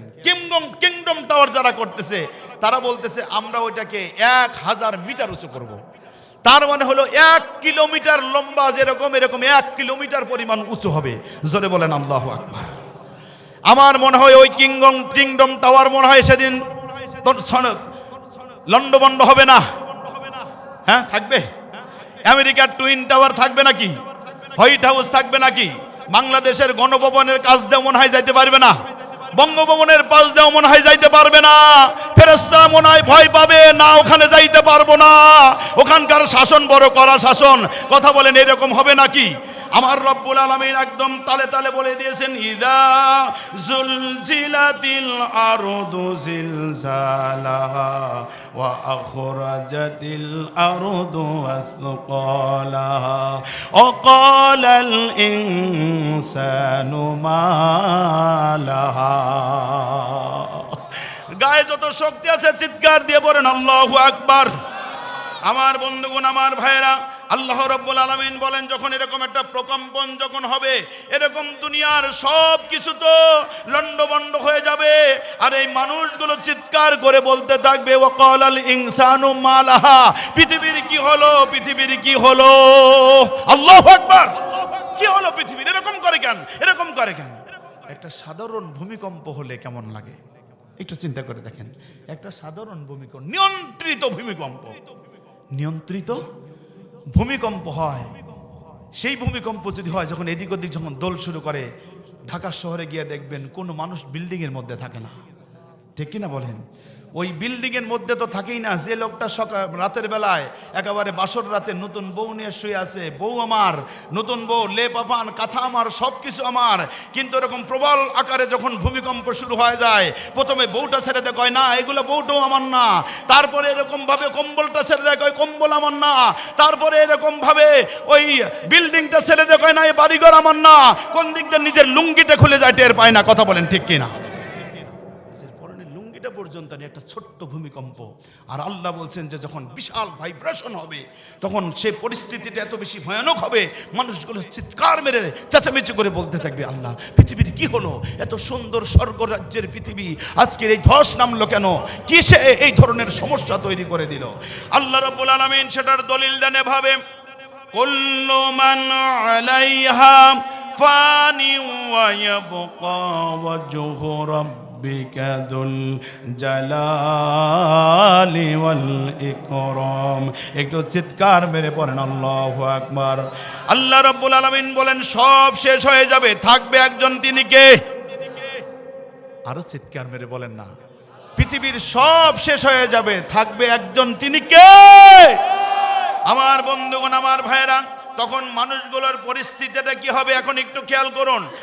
সিংগায় ফু দেওয়া হয়ে গেল, আল কারিয়া হয়ে গেল, মাল কারিয়া হয়ে গেল, ওমা আদরাকা মাল কারিয়া, কারিয়া হয়ে গেল, বিশাল জাইগেন্টিক সাউন্ড হয়ে গেল। সিংগায় ফুৎকার দেওয়ার সঙ্গে সঙ্গে আকাশটা ভেঙে ভেঙে পড়ছে, আকাশটা এরকম পাহাড়গুলো তুলোর মতো উঠছে, আর সমুদ্রে কোনো পানি নাই, সমুদ্রের পানিগুলো একদম শুকিয়ে গিয়েছে, সমুদ্রের তলদেশ থেকে অগ্নি উৎকিরণ হতে শুরু করেছে। এরপরে চাঁদে কোনো আলো নাই, এরপরে সূর্যে কোনো আলো নাই, চাঁদেও আলো নাই, সূর্যেও আলো নাই, চন্দ্র সূর্য সব একাকার হয়ে গেছে। যেরকম সুবহানাল্লাহ। আল্লাহ রাব্বুল আলামিন কোরআনে কারীমের মধ্যে জানান দেন, ফাইদা বারিকাল বাসারু ওয়া খাসাফাল কমারু ওয়া জুমিআশ শামসু ওয়াল কমার। আল্লাহ রাব্বুল আলামিন বলেন ফাইদা বারিকাল বাসারু, এই দৃশ্য, এই অবস্থা দেখে মানুষের চোখগুলো সানাবারা হয়ে যাবে, মানুষের চোখগুলো এমন সানাবারা হয়ে যাবে। অখসাফাল কামারু, চাঁদে আলো নাই, সূর্যেও আলো নাই, অজুমিয়া শামসু ওয়াল কমার, চাঁদ আর সূর্য দুটো একাকার হয়ে গেছে। চাঁদ এবং সূর্য একাকার, অন্ধকার, অন্ধকার আর অন্ধকার। এই অন্ধকার যেন শেষ হয় না। কি একটা ভয়ানক পরিস্থিতি তৈরি হবে, মানুষগুলো তখন কি করবে? আল্লাহ সেগুলোও তুলে দিয়েছেন কোরআনে। রব্বুল আলামিন জানান দেন, ইয়াকুলুল ইনসানু ইয়াওমাইদিন আইনাল মাফার। মানুষগুলো চিৎকার করে চেঁচামেচি করে মানুষগুলো পাগলের মতো ছুটে ছুটে বেড়াবে আর চিৎকার করবে আর বলবে আজকে পালাবো কোথায় আর ভাগবো কোথায়, আজকে কোথায় পালিয়ে যাবো। মানুষগুলো চিৎকার করে করে বলতে থাকবে আজকে তো আমার ক্ষমতার দাপট নাই, আজকে তো আমার অস্ত্রের বাহাদুরি নাই, আজকে তো আমার সম্পদের পাহাড় আমাকে বাঁচাইতে পারলো না, আজকে আমার একটা সন্তান তো আমার কাজে লাগলো না, আজকে আমার সকল সহায় সম্পদ আমাকে কোনো মুক্তি দিতে পারলো না, দিনটা বড় কঠিন হয়ে গেল। চিৎকার চেঁচামেচি করে বলবে আল্লাহ আজকের এই কঠিন দিনে আমি কোথায় পালিয়ে যাব আর কোথায় ভেগে যাব। আল্লাহ রব্বুল আলামিন তখন সাফ জবাব দিয়ে বলবেন কাল্লা লা ওয়াজারা, ও দুনিয়ার মানুষেরা তোমরা তোমাদের কানটা খাড়া করে শুনে দাও, ইলা রাব্বিকা ইয়াউমাইজিনিল মুস্তাকার। ও দুনিয়ার মানুষ আজকে সাহায্য হচ্ছে কোনো লাভ হবে না, আজকে একমাত্র আল্লাহর আশ্রয় ছাড়া তোমরা কোনো আশ্রয় খুঁজে পাবে না। শুধুমাত্র আল্লাহর আশ্রয় লাগবে। আমার বন্ধুগণ, আমার ভাইয়েরা, পরিস্থিতি এমনটা কঠিন অবস্থা তৈরি হবে, সব মরে শেষ, সব মরে শেষ, কেউ বাঁচতে, সবচেয়ে ক্ষমতাধর যিনি তিনি মনে হয় থাকবেন, হ্যাঁ দুনিয়ার রাজা বাদশারা মনে হয় থাকবেন, ওরা মনে হয় জীবনেও মরবে না, নাকি বলেন, কথা বলেন। বিভিন্নভাবে নিজের ক্ষমতাকে পাকাপোক্ত যারা করে দুনিয়ায়, যারা বছরের পর বছর যারা ক্ষমতা লালন করে আছে, ওদের ক্ষমতা মনে হয় সেদিন শেষ হবে না। হ্যাঁ কথা বলেন না কেন? সেদিন কি ওই জো বাইডেন ক্ষমতায় থাকতে পারবে নাকি? সেদিন উত্তর কোরিয়ার প্রেসিডেন্ট ক্ষমতায় থাকতে পারবে নাকি? Chechnya, Bosnia, Herzegovina, Bangladesh, India সহ গোটা দুনিয়া, রাশিয়া সহ পৃথিবীর সবচেয়ে শক্তিধর রাষ্ট্রগুলোর ক্ষমতাধর সেদিন টিকে থাকতে পারবে নাকি? সব মরে শেষ, কিচ্ছু নাই, কেউ নাই। আল্লাহ রাব্বুল আলামিন এবার ডাকবেন মালাকুল মউতকে। খুব গভীর মনোযোগ চাই। মনোযোগ আপনাদের আছে না গেছে? কষ্ট হইতেছে আপনাদের বেশি? আল্লাহ রাব্বুল আলামিন এবার মালাকুল মউতকে ডাকবেন, ইয়া মালাকাল মউত মাম বাকি। সুবহানাল্লাহ। মালাকুল মউতকে আল্লাহ নিজে ডাকবেন, ইয়া মালাকাল মউত মাম বাকি।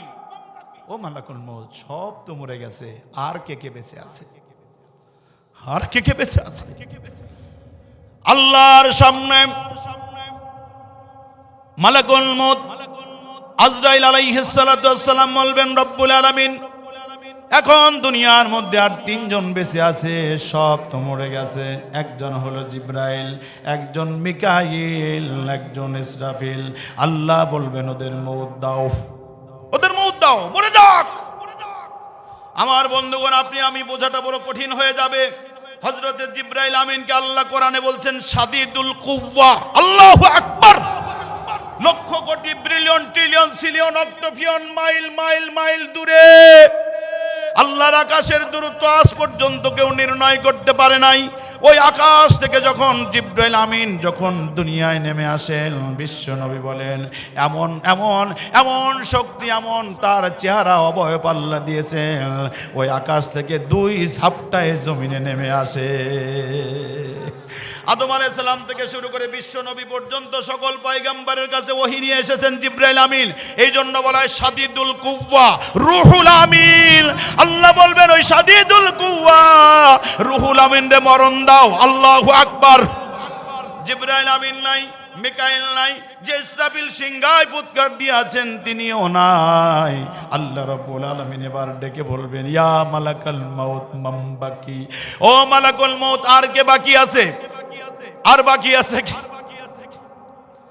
আমার বন্ধুগণ, হাদিসের কিতাবগুলো লেখি, আল্লাহর সামনে এবার মালাকুল মউত সরাসরি দণ্ডায়মান, সামনে দাঁড়িয়ে আল্লাহ রব্বুল আলামিনের কাছে বলবে, রব্বুল আলামিন আমি তো আজকে বড় অসহায় হয়ে বললাম, আল্লাহ ইয়া মালাকুল মউত মাম বাকি। আল্লাহ বলবেন, মালাকুল মউত রে, আর কে বাকি আছে? আর কে বাকি আছে? ওই মালাকুল মউত তখন এমন ভাবে চেহারাটা নাজুক হয়ে যাবে, চেহারার মুখমণ্ডলটা মলিন হয়ে যাবে, মাথাটা নিচু দিকে করে দিয়ে আল্লাহর সামনে বলবে, আল্লাহ সৃষ্টির মধ্যে আমি আমি মালাকুল মউত, আর স্রষ্টা হিসেবে তুমি সারা তো আর জগতে কেউ নাই। সব চলে গেছে আল্লাহ, কেউ নাই। আল্লাহ রাব্বুল আলামিন বলবেন মালাকুল মউত রে, তুমিও মরণের জন্য প্রস্তুত নাও, তোমাকেও মরতে হবে, মরণের জন্য প্রস্তুত নাও। আমার বন্ধুগণ, এই কথা বলার সাথে সাথে মালাকুল মউতের একেবারে শরীরের মধ্যে খিঁচুনি এসে যাবে। আল্লাহু আকবার। খিঁচুনি এসে যাবে, থরথর করে কাঁপবে, গায়ে জ্বর আসবে। আল্লাহ রাব্বুল আলামিন বলবেন মালাকুল মউত রে, এরকম খিঁচুনি এসে কোনো লাভ হবে না, তুমি এরকম কাঁপাকাঁপি করে লাভ হবে না, মরণের কোলে তোমাকে ঢলে পড়তে হবে। মালাকুল মউত বলবে আল্লাহ, যদি আমার জানা থাকতো আমাকেও একদিন মরতে হবে, তাহলে আমি জীবনে এই মরণের দায়িত্ব নিতাম না। আল্লাহ রাব্বুল আলামিন বলবেন তোমার সাথে কথা বলার আর টাইম নাই, টাইম শেষ। মুত ইয়া মালাকুল মউত, মুত ইয়া মালাকুল মউত, মালাকুল মউত মরে যা। আল্লাহু আকবার। মালাকুল মউত মরে যা। আমার বন্ধুগণ, আমার ভাইরা, হাদিস শরীফের মধ্যে এসেছে মালাকুল মউত সেদিন থরথর করে কাঁপতে কাঁপতে, মালাকুল মউত খিঁচুনি উঠতে উঠতে যখন আল্লাহ বলবেন মুত ইয়া মালাকুল মউত, ও মালাকুল মউত তুই মরে যা, এটি বলার সঙ্গে সঙ্গে ওই মালাকুল মউত যখন এরকম ভাবে যখন দাঁড়িয়ে থাকবে, এমন জোরে চিৎকার দিয়ে দুনিয়া থেকে জান কবজ হয়ে দুনিয়া থেকে বিদায় হবে। বিশ্ব নবী বলেন যদি ওই চিৎকার দুনিয়ার মানুষগুলো শুনতে পেত, তাহলে দ্বিতীয়বার কিয়ামত হওয়ার কোনো দরকার ছিল না।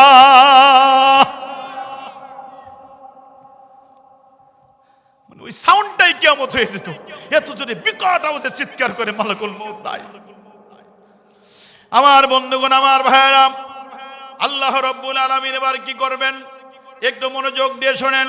রব্বুল আলামিন এবার বলেন যখন কেউ থাকবে না দুনিয়ায়, আর কেউ নাই, কুল্লু মান আলাইহা ফানি ওয়া ইয়াবকা ওয়াজহু রাব্বিকা যুল জালালি ওয়াল ইকরাম, কেউ যখন থাকবে না, সব যখন মরে যাবে, ওই মালাকুল মউত যখন থাকবে না, সব যখন ফান হয়ে যাবে, শেষ হয়ে যাবে, আল্লাহ রাব্বুল আলামিন এবার তাকব্বরি করবেন।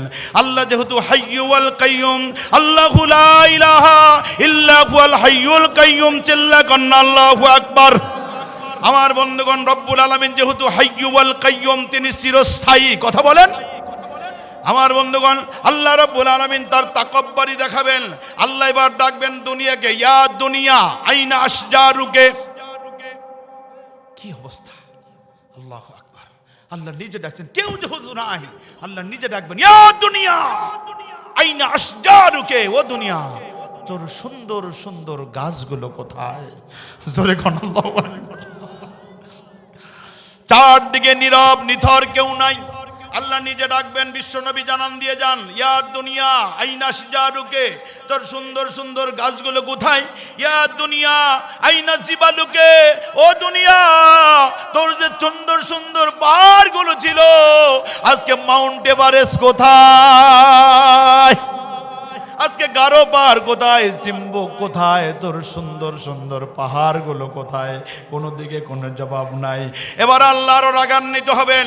আল্লাহ রাব্বুল আলামিন ডাকবেন, ইয়া দুনিয়া আইনাল জাব্বারিন, ও দুনিয়া তোর সেই স্বৈরাচারীরা কোথায়, যারা মানুষের অধিকারকে হরণ করে নিয়ে দিনের পর দিন ক্ষমতা পুঁজি করে আলেম ওলামার উপরে নির্যাতন করে আমৃত্যু কারাদণ্ড দিতে পারে, ওই সমস্ত স্বৈরাচারেরা কোথায়?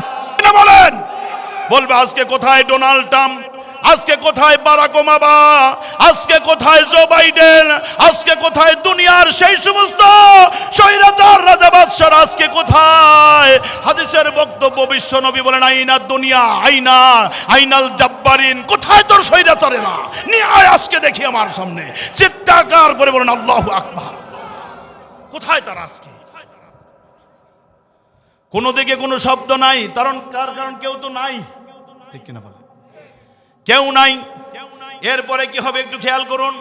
আল্লাহ রাব্বুল আলামিন বলেন, আল্লাহ রাব্বুল আলামিন এবার নিজেই বলেন, আমি এবার ওই যে ইসরাফিলকে আমি আবার জীবন দিয়ে দিব। জোরে কোন সুবহানাল্লাহ। যে ইসরাফিল আল করিয়া ঘটাইয়া দিল, যে ইসরাফিল মাল করিয়া ঘটাইয়া দিল, যে ইসরাফিল আল্লাহ যেরকম সিংগাই ফুৎকার দিয়ে সব লন্ড ভন্ড করে দিল, রব্বুল আলামিন বলেন আমি আবার ওই ইসরাফিলকে হায়াত দিয়ে দিব, আবার জীবন দিয়ে দিব, আবার মুখে আর একটা বাঁশি দিয়ে দিব। ওই বাঁশিটা ফুৎকার দেবার সঙ্গে সঙ্গে রব্বুল আলামিন কোরআনে কারিমার মধ্যে জানান দেন, অনুফিকা ফিস সূরি ফাইদাহুম মিনাল আজদাসি ইলা রাব্বিহিম ইয়ানসিলুন। সুবহানাল্লাহ। আল্লাহ রাব্বুল আলামিন বলেন যখন ওই সিংগায় যখন ফু দেওয়া হবে, ওই সিংগায় ফুৎকার দেওয়ার সঙ্গে সঙ্গে কান সফসফা, ওই সিংগাইটা ফুৎকার দেওয়ার সঙ্গে সঙ্গে লেভেল প্লেইং ফিল্ড তৈরি হয়ে যাবে। যারে কান সুবহানাল্লাহ। আজকের পৃথিবীতে লেভেল প্লেইং ফিল্ড তৈরি করতে অনেকে ভয় পায়, কথা বলেন ঠিক কিনা? তার কারণ লেভেল প্লেইং ফিল্ড তৈরি করে যদি মানুষের অধিকার প্রতিষ্ঠার জন্য যদি সুযোগ দেওয়া হয়, জামানো থারানোর সম্ভাবনা আছে, কথা বলেন ঠিক কিনা? কথা বলেন ঠিক কিনা? এই জন্য আজকে লেভেল প্লেইং ফিল্ড দুনিয়ার কোনো স্বৈরাচাররা দিতে চায় না, কিন্তু রব্বুল আলামিন বলেন ওই সিংগায় ফুৎকার দেওয়ার সাথে কান সফসফা, আল্লাহ রব্বুল আলামিন বলেন লেভেল প্লেইং ফিল্ড তৈরি হয়ে যাবে, সমস্ত কিছু সমতল হয়ে যাবে, নদীও নাই, সাগরও নাই, আকাশ নাই, কিচ্ছু নাই, শুধুমাত্র জমিন আর জমিন আর জমিন, এবং এই জমিনটা হয়ে যাবে সমতল জমিন। জোরে কান সুবহানাল্লাহ। আমার বন্ধুগণ, এই সমতল জমিন যখন হবে তখন আল্লাহর আইনের অধীনে এক নতুন বিশ্ব ব্যবস্থাপনা তৈরি হবে। একটু জবান ছেড়ে আল্লাহু আকবার বলতে হবে। এই সব কিছু তো লন্ডভন্ড শেষ, নতুন করে আবার শুরু হবে, এবং সেদিন হবে আল্লাহর আইনের অধীনে আল্লাহর আদালত প্রতিষ্ঠা হয়ে যাবে। ঠিক কিনা বলেন? আজকে দুনিয়ার মধ্যে আল্লাহর আইনের কথা বললে অনেকের গায়ে চুলকানি শুরু হয়ে যায়, ঠিক কিনা? কষ্ট লাগে কিনা? এরা হারা জীবন খালি আল্লাহর আইনের কথাই গেল, এত জেল জুলুম হুলিয়া মামলা হামলা, আল্লাহর আইনের কথা সারা বের পারলাম না। ওকে আবার ঢুকা, তুই 1000 বার ঢুকাইতে পারবি, কিন্তু আল্লাহর আইনের কথা একজন মুমিনের অন্তর থেকে যে তুই সরাইতে পারবি না। কথা বলে মুসলমান, ঠিক কিনা? আল্লাহর আইনের কথা আল্লাহ কোরআনে বলে দিয়েছেন না, দেন নাই? আজকে আল্লাহর আইনের কথা শুনলে তোমার গায়ের মধ্যে জ্বালা শুরু হলেও সেদিন ওই বিশ্ব ব্যবস্থাপনা আল্লাহর আদালত যেখানে প্রতিষ্ঠিত হবে, আল্লাহ বলেন ওই দিন শুধু আইন চলবে আমার। জোরে কোন সুবহানাল্লাহ। কারোর কোনো আইনের সেদিন কোনো খাওয়া নাই, কথা কোন চিল্লা বলেন না। দুনিয়ার কালমার সেগেল মাউর সেতুন থেকে শুরু করে দুনিয়ায় যত রাজা মহারাজা, রাজার মহারাজা, সম্রাটের সম্রাট যেই থাকুক না কেন, কারোর কোনো আইন সেদিন কার্যকর হবে না। ওই দিন আল্লাহর আদালতে আইন চলবে একজনের, তিনি কে? আমার বন্ধুগণ, এবার শুরু হয়ে গেল দ্বিতীয় বিশ্ব ব্যবস্থাপনা। আল্লাহর আইনের, আল্লাহ রব্বুল আলামিনের আইনের অধীনে আল্লাহর আদালত শুরু হয়ে গেল। সেদিন বিচারপতি কে? হ্যাঁ, ওই বিচারপতির কোনো স্কাইপ কেলেঙ্কারি থাকবে? কথা কন। ওই বিচারপতিকে কোনো উৎকোচ দেওয়া যাবে নাকি? ওই বিচারপতিকে কোনো সুদ ঘুষ দেওয়া যাবে নাকি? ওই বিচারপতিকে একটু একটু এটা ওটা খাওয়াইয়া নিয়ন্ত্রণ করা যাবে নাকি? ওই বিচারপতির হ্যালো কয়া রায় পক্ষে আনা যাবে নাকি? কথা কন। বিচারপতিকে লিল্লাহি ওয়াহিদিল কাহ্হার। জোরে পড়েন আল্লাহু আকবার।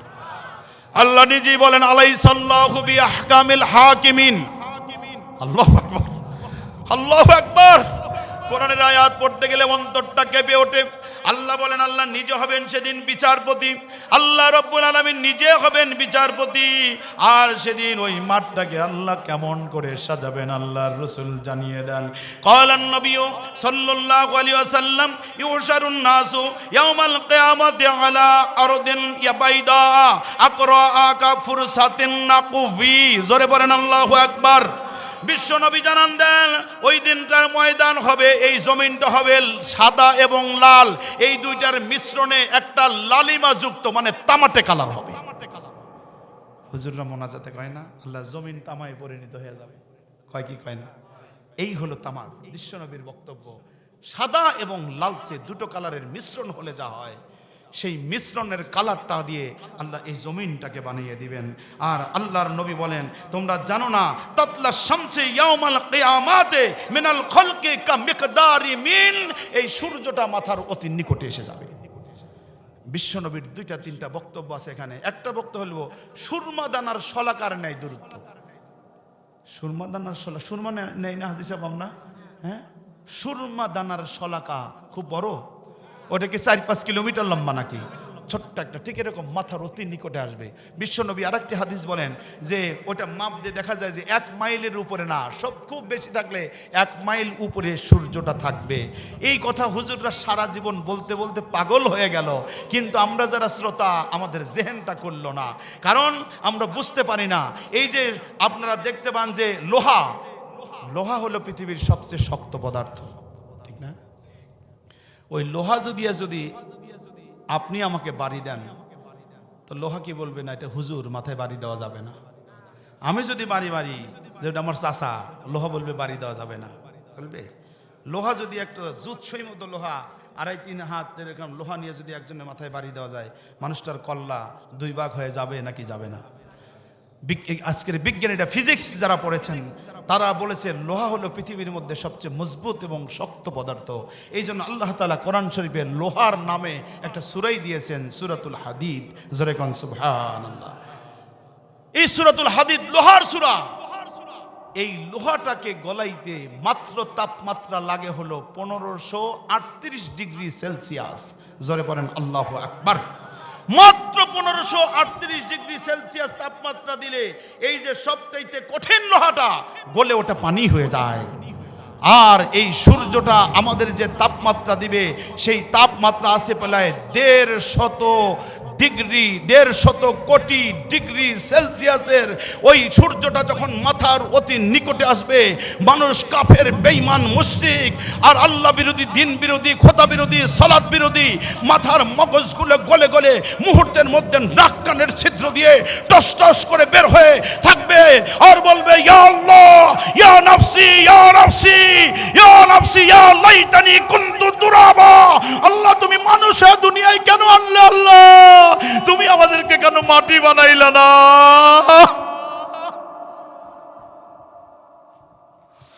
আল্লাহ, মানুষ হিসেবে কেন দিলা? সেই জন্য সাইয়েদনা আবু বকর চিৎকার করে করে বলতেন, ইয়া আবি কুহাফা, ও কুহাফার বেটা আবু বকর, জীবনে বড় ভুল করেছিস। আড়ালে গিয়ে কাঁদছেন আর বলছেন, তুই কেন মাটি হয়ে জন্মাইলি, গাছের পাতা কেন হইলি না? যে আবু বকরকে বিশ্বনবী বললেন, আরহামু উম্মতি বি উম্মতি আবু বকর, যে আবু বকরকে বললেন গোটা জগতের উম্মতের মধ্যে আমার আবু বকর রহম দিল, যে আবু বকর রাদিয়াল্লাহু তাআলা আনহুর ব্যাপারে বললেন গোটা দুনিয়ার সকল উম্মতের নেকি এক পাল্লায়, আর আমার আবু বকরের নেকি থাকবে এক পাল্লায়। আর আল্লাহর রাব্বুল আলামিনের হাবিব বললেন, আমার আবু বকর সেই আবু বকর যেই আবু বকরের জন্য আল্লাহর জান্নাতের 8টি দরজা খোলা থাকবে। 8টি দরজা হযরত আবু বকরকে আহলান সাহলান জানিয়ে ডাকতে থাকবে, ও আবু বকর, তুমি আমার দরজা দিয়ে আসো, আমার দরজা দিয়ে আসো। তুমি আবু বকর যদি আমার দরজা দিয়ে আসো, আমি জান্নাতের দরজা ধন্য হয়ে যাব।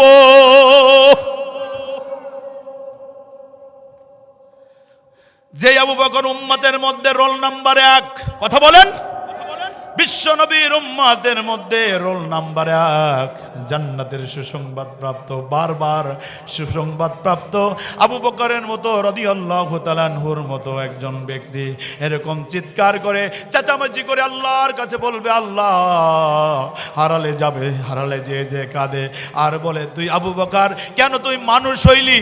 মানুষ হইলি কেন? তুই কি গাছের লতা পাতা হইতে পারলি না? আর যদি গাছের লতা পাতা হয়ে যাইতিস, তাহলে তো আল্লাহর সামনে দাঁড়িয়ে জবাবদিহি করতে হতো না। কেন এটা করলি তুই? হযরত ওমরের মতো সাহাবী, যিনি হলেন গোটা মুসলিম উম্মার জন্য রোল মডেল, হযরত Omar Farooq is the role model of Muslim উম্মাহ, কথা বলেন। হযরত ওমর রাদিয়াল্লাহু তাআলা আনহু is the super hero in the world. গোটা পৃথিবীর জন্য যিনি সুপার হিরো, যুবকেরা খেয়াল করো, আজকে এখন তোমার অজি করতে চাই যে হযরত ওমরের কথা বলতেছিলেন, যে ওমরের শৌর্য, বীর্য, তাহজিব, তামুদ্দুন, ইমানি চেতনা দিয়ে গোটা পৃথিবীকে তিনি জয় করেছিলেন। যে ওমর রাদিয়াল্লাহু তাআলা আনহু প্রেসিডেন্ট হয়েছেন, গোটা অর্ধ পৃথিবীর প্রেসিডেন্ট হয়ে গোটা জগৎটাকে শাসন করলেন। আমার ভাই এবং বন্ধুগণ, সেই হযরত ওমর দুনিয়ায় থাকতে জান্নাতের সুসংবাদ পেলেন। বিশ্বনবী আমার জান্নাতের মধ্যে গিয়ে হযরত ওমরের ব্যাপারে বললেন। বিশ্বনবী যখন মেরাজে গিয়ে জান্নাত দেখতে গেলেন, জান্নাত থেকে ঘুরে এসে হযরত ওমরের ব্যাপারে বললেন, ওমর রে, আমি জান্নাতের মধ্যে গেলাম, ঢোকার সঙ্গে সঙ্গে আমি তোমার জান্নাতের বাড়িটা দেখতে পেলাম। জোরে কোন সুবহানাল্লাহ। এত সুন্দর বাড়ি তোমার, এত সুন্দর বাড়ি। আমার মনে চাইলো ওমরের বাড়িতে ঢুকে যায়, কিন্তু পরে আমার মনে হয়েছে আমার উম্মতের মধ্যে ওমর হলো সবচেয়ে ব্যক্তিত্ব সম্পন্ন, এই জন্য আমি ওমরের বাড়িতে ঢুকি নাই। ওমর, এই জন্য তোমার বাড়িতে ঢুকলাম না। হযরত ওমর শুনতে শুনে কাঁদতে কাঁদতে জারজার হয়ে যাচ্ছিলেন। ও ইয়া রাসূলুল্লাহ, আপনি যদি খালি আমার বাড়িতে ঢুকতেন তাহলে ওই বাড়ি আমার জন্য স্থায়ী হয়ে যেত। জোরে কন্না সুবহানাল্লাহ। আমার বন্ধুগণ, সেই ওমর বলে, ওমর ওয়াইলুল্লাকা ইয়া ওমর, ওয়াইলুল্লাকা ইয়া ওমর, ওমর রে, তুই ধ্বংস হয়ে যাবি তোর রব যদি তোরে ক্ষমা করে না দেয়। সুবহানাল্লাহ জবান দিয়ে আসে না মুখ দিয়ে। সেই ওমর বলছেন, ওমর রে, ও খাত্তাবের বেটা ওমর, ওয়াইলুল্লাহ, তুই ধ্বংস হয়ে যাবি তোর রব যদি তোকে ক্ষমা করে না দেয়। আমার ভাই এবং বন্ধুগণ, এই জন্য দিনটা হবে কত কঠিন, একটা কঠিন ভয়ঙ্কর দিন হবে। আল্লাহ নিজে হবেন সেই জায়গায় বিচারক। কোনো উৎকোচ চলবে না, সুদ চলবে না, কোনো ঘুষ চলবে না। আর ওই দিনটা এত কঠিন হয়ে যাবে আমার ভাইয়েরা, আমার বন্ধুগণ। এইরকমভাবে ওই সূর্য যখন মাথার রতির নিকটে আসবে, আসার সঙ্গে সঙ্গে মানুষগুলোর দশা এই হবে। আমার আল্লাহ বলেন সেই দিন আল্লাহর আরশের ছায়া ছাড়া কোনো ছায়া থাকবে না। আমার ভাই এবং বন্ধুগণ, আমি কথা লম্বা করব না। আমার শোনা ভাইরা, আমি এন্ডিংয়ের দিকে চলে আসতে চাই। আমার বিশ্ব নবী তাই জানান দেন, তোমরা জানো নাকি দিনটা কত কঠিন হবে। আমার মায়েরা, আমার অসংখ্য মা বোনেরা এখানে আছেন, একটু কান লাগাইয়া দেন। আমার বিশ্ব নবী বলেন সেই ইয়াউমাল কিয়ামতের ময়দানটা কত কঠিন হবে। ইউশারুন নাসু ইয়াউমাল কিয়ামাতে হুফাতাও ওয়া গুরাতাও ওয়া গুরলা। জোরে পড়েন না আল্লাহু আকবার। আল্লাহর হাবিব বলেন দিনটা এত ভয়ঙ্কর হবে, কোনো মানুষের পায়ে কোনো জুতাও থাকবে না, কোনো মানুষের পরনে কোনো সেদিন কাপড় থাকবে না, সবাই উলঙ্গ অবস্থায় হাসরের ময়দানে উঠে যাবে।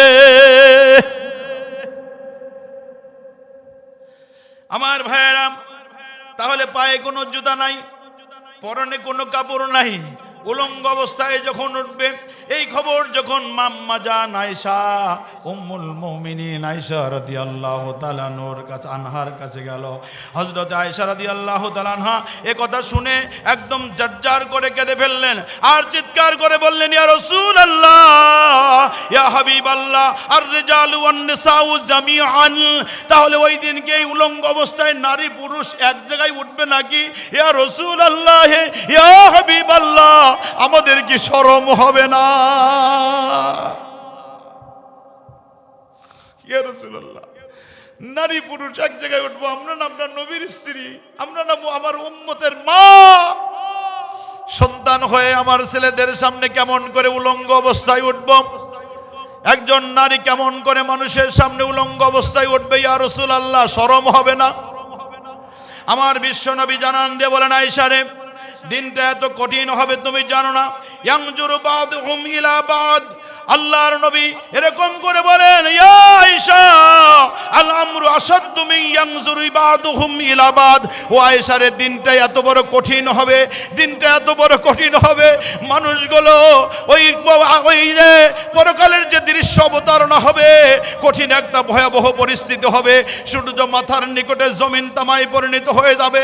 কাফের বেঈমান মুশরিকদের মাথার মগজগুলো গলে গলে মানুষগুলো চিৎকার চেঁচামেচি করে এদিক থেকে এদিক, ওদিক থেকে ওদিকে দৌড়াদৌড়ি করবে। সবার শুধু জপনে থাকবে, ইয়া নফসি ইয়া নাফসি ইয়া নাফসি। ও আয়েশা, একজন আরেকজন এরকম শরম তো দূরের কথা, ওই দিনটাই এত বেশি ভয়ঙ্কর হবে, একজন মানুষ আরেকজন মানুষের দিকে তাকানোর কোনো সাহস সেদিন পাবে না। আয়েশা রে, দিনটা খুবই কঠিন হবে। ও আয়েশা, তুমি জানো না মূসা আলাইহিস সালামের মতো পয়গম্বর, আমার বন্ধুগণ, আমার ভাইরা, মূসা আলাইহিস সালামের মতো পয়গম্বর, মালাকুল মউত সহিহ হাদিসের বক্তব্য, মালাকুল মউত হযরতে মূসাকে জান কবজ করবার জন্য এসেছেন, আর কোনো অনুমতি নেন নাই। এই জন্য মালাকুল মউত মানুষের আকৃতিতে আসলো। মূসা আলাইহিস সালাম মালাকুল মউত মানুষের আকৃতিতে আসছে, জিজ্ঞাসা করছে, কে মানান্তা, কে? উনি পরিচয় দিয়ে বলল, আনা মালাকুল মউত। কেন এসেছো? বলে, আনা বুক্কিলা বিকুম, আমি আপনার জানটা কবজ করার জন্য এসেছি। মূসা আলাইহিস সালাম বলছে, এদিকে আয়, এদিকে আয়, এদিকে আয়। মালাকুল মউত চিন্তা করতেছে, সারা জীবন মানুষ মারলাম, আজকে মনে হয় আমারই মরা লাগে। তার কারণ মূসা আলাইহিস সালামের রাগটা ছিল বড় জবর রাগ, এমন রাগ, রাগ উঠলে এরকম পাগড়ি বেদ করে চুল দাঁড়িয়ে যেত। আল্লাহু আকবার। কঠিন অবস্থা, রাগ হয়ে গেছে, ডাকছে, এদিকে আয়। মালাকুল মউত সামনের দিকে আগায় না, সেও সারে না। মূসা আলাইহিস সালাম বলে, যেদি পয়গম্বর, সারে না, আয়। কাছে আসছে, আসার পরে হাদিসের ইবারত হলো ফাসুকহু ফাফাকা আইনা, এরকম ধরে থাপ্পড় দিয়ে এরকম ভাবে হাতটা শক্ত করে এমন জোরে থাপ্পড় লাগিয়ে দিয়েছে, একটা চোখটা এরকম ঝুলে পড়ে গিয়েছে। আল্লাহু আকবার। মালাকুল মউত আজরাইল, যে আমাগো আপনাদের জান কবজ করবে, সেই আজরাইল মালাকুল মউত উপরে চলে গেল। আল্লাহ, কি ঘটনা ঘটছে তুমি তো দেখছো, আমার এত মারা মারলো। মূসা আলাইহিস সালাম ছিলেন আল্লাহর খুব প্রিয় হাবিব, উলিল আজমি মিনার রাসূল, 5 জন শ্রেষ্ঠ পয়গম্বরের একজন। ওই যে আমাদের স্যাররা যে ছাত্র পড়াইছে, যে ছেলেটা একটু দুষ্ট প্রকৃতির, ও যদি বড় ধরনের কোনো দুষ্টামি করে, যেন তেন শিক্ষক বিচার করতে পারে না, বিচার করার জন্য হেডমাস্টার লাগে, আর নালে নলসন্দা স্কুলের হাবুল স্যারের মতো স্যার লাগে, ঠিক কিনা? জীবনে বহুবার বেড়েছেন ভাই, এ কথা আজকে ছাড়িয়ে দেবো না। হ্যাঁ, রাগ উঠলে কাউক মানে নাই আর কি, বিচার যেটা করলে কয় হাবুল স্যারের কাছে নিয়ে আয়, ও খালি নিয়ে আসার কথা কইলে শেষ। আর নুরু স্যার যে মারা গেছে, আল্লাহ জান্নাতবাসী করুক, হের কথা তো কয়ই যায় না। হে আবার আমার দাদারও স্যার, আমার চাচারও স্যার, আমাকেও স্যার। হের রাগ উঠলে তো মানে আসমান জমিন একাকার। ওই বট গাছও ছিল, বাড়িও খাইছে আর কি সব। আল্লাহর রহমতে ওই বাড়ির বরকতেই এই অঞ্চলটা এত 100% শিক্ষিত হয়েছে আমার কাছে মনে হয়। আল্লাহ তাকে জান্নাতুল ফেরদৌস নসিব করেন, বলেন আমিন। আরো চিৎকার মেরে বলেন আমিন।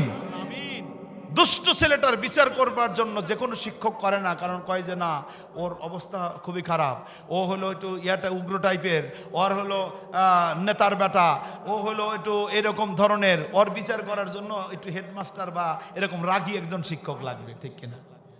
মূসা আলাইহিস সালাম যখন থাপ্পড় মেরেছে আজরাইলকে, আল্লাহ তাআলা বললেন, ওটা যেন তেন পয়গাম্বার না, ওইটা হলো আমার মূসা, ওই মূসার সাথে আমার কথা বলতে হবে। সুবহানাল্লাহ, আওয়াজ জোরে হওয়া দরকার।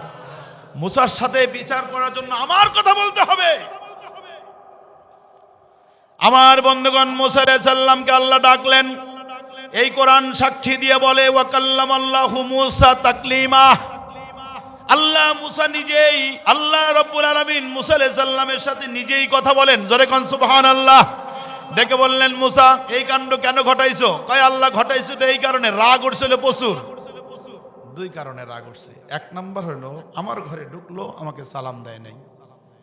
সহিহ হাদিসের বর্ণনা, বিশ্বনবীর বক্তব্য। সুবহানাল্লাহ।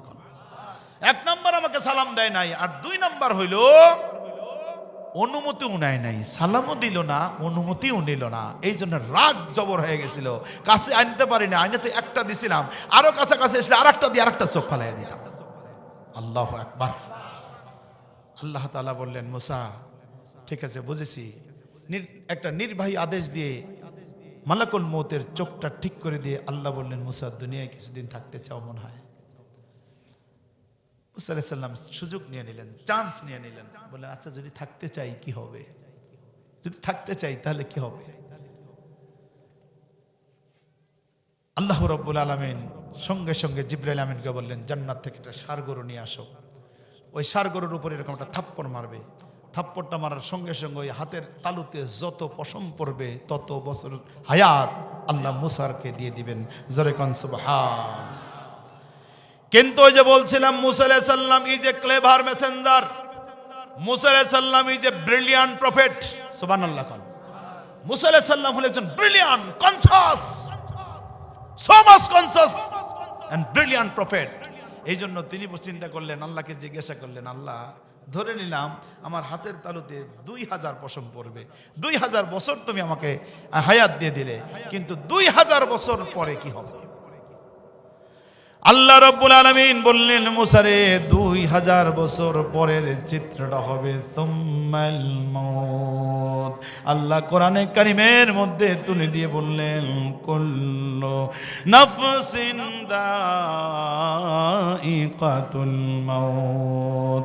রাব্বুল আলামিন বললেন, মুসা তুম্মাল মাউত, এরপর তোমার মরতে হবে। আল্লাহু আকবার কোন। ও মুসা, এরপরে তোমার মরতে হবে। পৃথিবীতে প্রাণ নিয়ে যারা এসেছে প্রত্যেক প্রাণীকে মরণের স্বাদ গ্রহণ করতেই হবে রে মুসা, বাঁচার কোনো উপায় নাই, বাঁচার উপায় নাই। মুসা আলাইহিস সালামকে লক্ষ্য করে আজকের যেন কবিরা সেই কবিতা বলেন, মাউতু কাসিন কুল্লু নাসিন শারিবু, মাউতু কাসিন কুল্লু নাসিন শারিবু, কবরু বাইতিন কুল্লু নাসিন দাখিলু। প্রত্যেক মানুষকে মরণের পেয়ালা পান করতে হবে, আর প্রতিটি মানুষকে ওই কবরের মধ্যে যাইতেই হবে, ঠিক কিনা? আমার বন্ধুগণ, আমার ভাইরা, তাহলে সেই মুসা আলাইহিস সালামের মতো দাপটশীল পয়গম্বর, উলিল আজমি মিনার রাসূল, পৃথিবীর 5 জনের মধ্যে শ্রেষ্ঠ পয়গম্বরের মধ্যে একজন পয়গম্বর মুসা আলাইহিস সালাম, যখন এরকম ভাবে আহকামুল হাকিমিন হবেন, আমার ভাইরা, আমার বন্ধুগণ, এটা বোঝানোর জন্য এই কথাটা নিয়ে এসেছি। এরকম একজন জলিলুল কদর পাওয়ারফুল পয়গম্বর, ওই পয়গম্বরের অবস্থাটা কি হবে? হাদিস শরীফের মধ্যে এসেছে, লিল্লাহি ওয়াহিদিল কাহার, আল্লাহ যখন কাহার নাম ধারণ করবে, হযরতে মুসা আলাইহিস সালাম কেমন করবে? মুতালাফফিফুন বিউমুদিল আরশ, এমন ভাবে ওই আরশের খুঁটিটা ধরে মাথায় হাত দিয়ে চিৎকার দিয়ে আকাশের দিকে একবার তাকাবে, আর জমিনের দিকে তাকানোর সাহস তো পাবেই না। চিৎকার করে বলবে, আল্লাহুম্মা ইন্নী লা সালুকা উখতি লা সালুকা উম্মি। ও আল্লাহ, আজকের এই ভয়াবহ দিনে আল্লাহ, আমি আমার বোনকেও চাই না, আমি আমার মাকেও চাই না। ও আল্লাহ, তুমি আমারে বাঁচাও। নাফসি নাফসি নাফসি, আল্লাহ তুমি আমারে বাঁচাও, আমারে বাঁচাও, আল্লাহ তুমি আমারে বাঁচাও। আমার বন্ধুগণ, সেই দিন যদি এত বেশি কঠিন হয়ে যায়, আমি আপনাদের কাছে একটা ওয়াজ থেকে রেখে এসেছিলাম, মনে আছে আমার? আল্লাহ হবেন রহমান আর রহিম, আর বিশ্ব নবী হবেন রউফুর রহিম। মনে আছে নাকি? হ্যাঁ, মনে আছে? কোথায় রাখছিলাম কথাটা? কোথায় রাখছিলাম? হ্যাঁ, দেখেন, আপনারা অনেক ভালো মনে রাখছেন। ওই কথা দিয়েই শেষ করব। দিনটা এরকম ভয়াল দিন হবে, বড় কঠিন দিন হবে। কোরআনে কারীম চমৎকার করে জানিয়ে দিলেন। তোমরা জানো কি বন্ধু? ইয়াউমা ইয়াফিরুল মারউ মিন আখি ওয়া উম্মি, একজন ভাই তার ভাইয়ের বিপদে দৌড়িয়ে যায়, কিন্তু ওই দিন ভাই ভাইকে দেখে পালিয়ে যাবে। জনম দুঃখিনী মা পালিয়ে যাবে। জানি না আমরা কত কঠিন হলে এই যে ওয়াজ করে 1টা 2টা 3টায় ঢাকা না যায়, যদি কোনোদিন বাড়িতে যাই, একটা মাত্র সাউন্ড, মা। আল্লাহে, আল্লাহর কসম করে বললাম, মাকে 2 বার কোনোদিন ডাক দিতে হয় নাই। সুবহানাল্লাহ। বিপদে পড়তে হয় না, বিপদের আশঙ্কা হওয়ার সঙ্গে সঙ্গে মায়ের আত্মা, অন্তরাত্মা জেনে যায় আমার সন্তান বিপদে পড়তে যাচ্ছে। আমি যেদিন অ্যারেস্ট হয়েছিলাম, প্রথম অ্যারেস্ট, ওই অ্যারেস্ট হওয়ার 2 দিন আগে আমার মা আমাকে উপদেশ দিয়েছিলেন এভাবে, বাবা সাবধানে চলো, বিপদের কোনো হাত পা নাই। It's call mother, it's call mother. মায়ের কলিজা সবার আগে জেনে যায়। জোরে কন্যা সুবহানাল্লাহ। কেউ যা জানে না, আগে জানে হলো বিদেশের মাটিতে সন্তান অসুস্থ, আগে জানে কে? ও যুবকেরা, বছরে বছরে শুধু মাহফিল করবা আর মায়ের সাথে বেয়াদবি করবা, এই দুইটা কিন্তু একসঙ্গে চলে চলে। মা হলো তোমার সবচাইতে বড় পীর, মা হলো তোমার সবচাইতে বড় পীর। ওই মায়ের মর্যাদা তো তুমি দিবা পৃথিবীর সবচাইতে বেশি। কথা বলেন ঠিক কিনা? পরিস্থিতিটা হলো কিয়ামতের ওই কঠিন ময়দানে এই মা নিজের সন্তানকে দেখে অন্যত্র পালিয়ে যাবে। হাদিস শরীফের মধ্যে আসছে সিনফানুন আলা রোকাবা, সিনফানুন আলা মুসাত, সিনফানুন আলা বুজুহিহিম। এই লোকগুলো হাসরের ময়দানে তিন ভাগ হয়ে যাবে। এক ভাগ হলো সিনফানুন আলা রোকাবা, জান্নাতি একটা বিশেষ যানবাহন দিয়ে এই লোকেরা যখন দৌড়ানোর প্রস্তুতি নিবে, আল্লাহ জান্নাতি যানবাহন দিয়ে এই ভালো মানুষগুলোকে আল্লাহ রাব্বুল আলামিন আরশিল আজিমের নিচে ছায়া দিবে। জোরে কান সুবহানাল্লাহ। ওই মানুষগুলোই তো হলো তারা শীত, ওই পৌষ মাঘ মাসের শীতের এই ঠান্ডা পানি নামাজ থেকে দূরে রাখতে পারে না। এই মানুষগুলো তো সেই মানুষেরা দ্বীনের জন্য, কোরআনের জন্য, ইসলামের জন্য, বিশ্ব নবীর আদর্শের জন্য জেল জুলুম হুলিয়াকে পরোয়া করে না। এই মানুষগুলো তো সেই মানুষগুলো বাইতুল মুকাদ্দাসে ঈমানের পরিচয় দেবার জন্য ঈমান বিলিয়ে দিয়ে কালেমাতুত তাইয়্যিবার ধ্বনি উচ্চারণ করে। এই মানুষগুলো তো সেই মানুষ, যেই মানুষগুলো মায়ানমারে নিজের জীবন বাজি রেখে আল্লাহর কোরআনের সাক্ষী বহন করে। কথা বলেন ঠিক কিনা? এই মানুষগুলো তো সেই মানুষ। সুবহানাল্লাহ। এই মানুষগুলোকে বিশ্বনবী বলেন সিনফানুন আলা রোকাবা, একটা বিশেষ যানবাহনে করে আল্লাহ মুহূর্তের মধ্যে চোখের পলকে আরশিল আযমের নিচে ছায়া দিয়ে দিবে। আর এক গ্রুপ থাকবে সিনফানুন আলা মুসাত, এরকম ভাবে হাঁটতে থাকবে, এই যাবে ওই দিকে, ওই যাবে ওই দিক, এই যাবে ওই দিক, কোনো গোস মিছিল নাই। কঠিন পরিস্থিতি, ভয়ানক। আর একটা কঠিন পরিস্থিতি হবে হলো সিনফানুন আলা বুজুহিহিম, এক শ্রেণীর লোক থাকবে আল্লাহর দ্বীনের বিরোধিতা যারা করেছে, কাফের, বেঈমান, মুশরিক, নাস্তিক, মুরতাদ, কাফের মুশরিকের আন্ডা বাচ্চারা সেদিন বিশ্বনবী বলেন সিনফানুন আলা বুজুহিহিম। এই মুখটা থাকবে মাটির দিকে, পা দুটো থাকবে উপরের দিকে। ফেরেশতারা দেখেই বলবে তুই জনমের মতো শয়তানি করেছিস ইসলামের বিরুদ্ধে। কানটা ধরে, মাথার চুলের অগ্রভাগটা ধরে জাহান্নামে টেনে ফেলে দিবে। জোরে বলেন আল্লাহু আকবার। কে বাঁচাবে সেদিন? আল্লাহ রাব্বুল আলামিন সেদিকে ইঙ্গিত করে বলেন, গোলাম তোমরা এখনো পরিবর্তন হয়ে যাও, তোমাদের জন্য এরকম ন্যায় বিচারের মানদণ্ড আমি আল্লাহ সেদিন স্থাপন করে দিব। ওই যে বলছিলাম রহমান, আর বিশ্ব নবী হলেন রউফুর রহিম। আল্লাহ রাব্বুল আলামিন বিশ্ব নবীকে রউফুর রহিম করে দিবেন। মাকামে মাহমুদে বিশ্ব নবী সেজদায় চলে যাবেন। মাকামে মাহমুদের সেজদায় গিয়ে আমার বিশ্ব নবী চিৎকার করে, সবাই যখন বলবে নাফসি নাফসি নাফসি, আমার নবী চিৎকার করে বলবেন রব্বি হাবলি উম্মতি উম্মতি। ও আল্লাহ, আমার নবীদেরকে আমি এতিম অবস্থায় রেখে এসেছিলাম, আমার উম্মতেরা এতিম অবস্থায় থেকে দ্বীনের দাওয়াতি কাজ করতে গিয়ে ঈমানের কালিমার সাক্ষ্য বুকে ধারণ করে ঈমানের কালিমা ঘোষণা দিয়ে কত বিপদ আপদ জুলুম নির্যাতন ওরা সয়েছে। ও আল্লাহ, আমার উম্মতদেরকে নিয়ে বড় টেনশন হয়।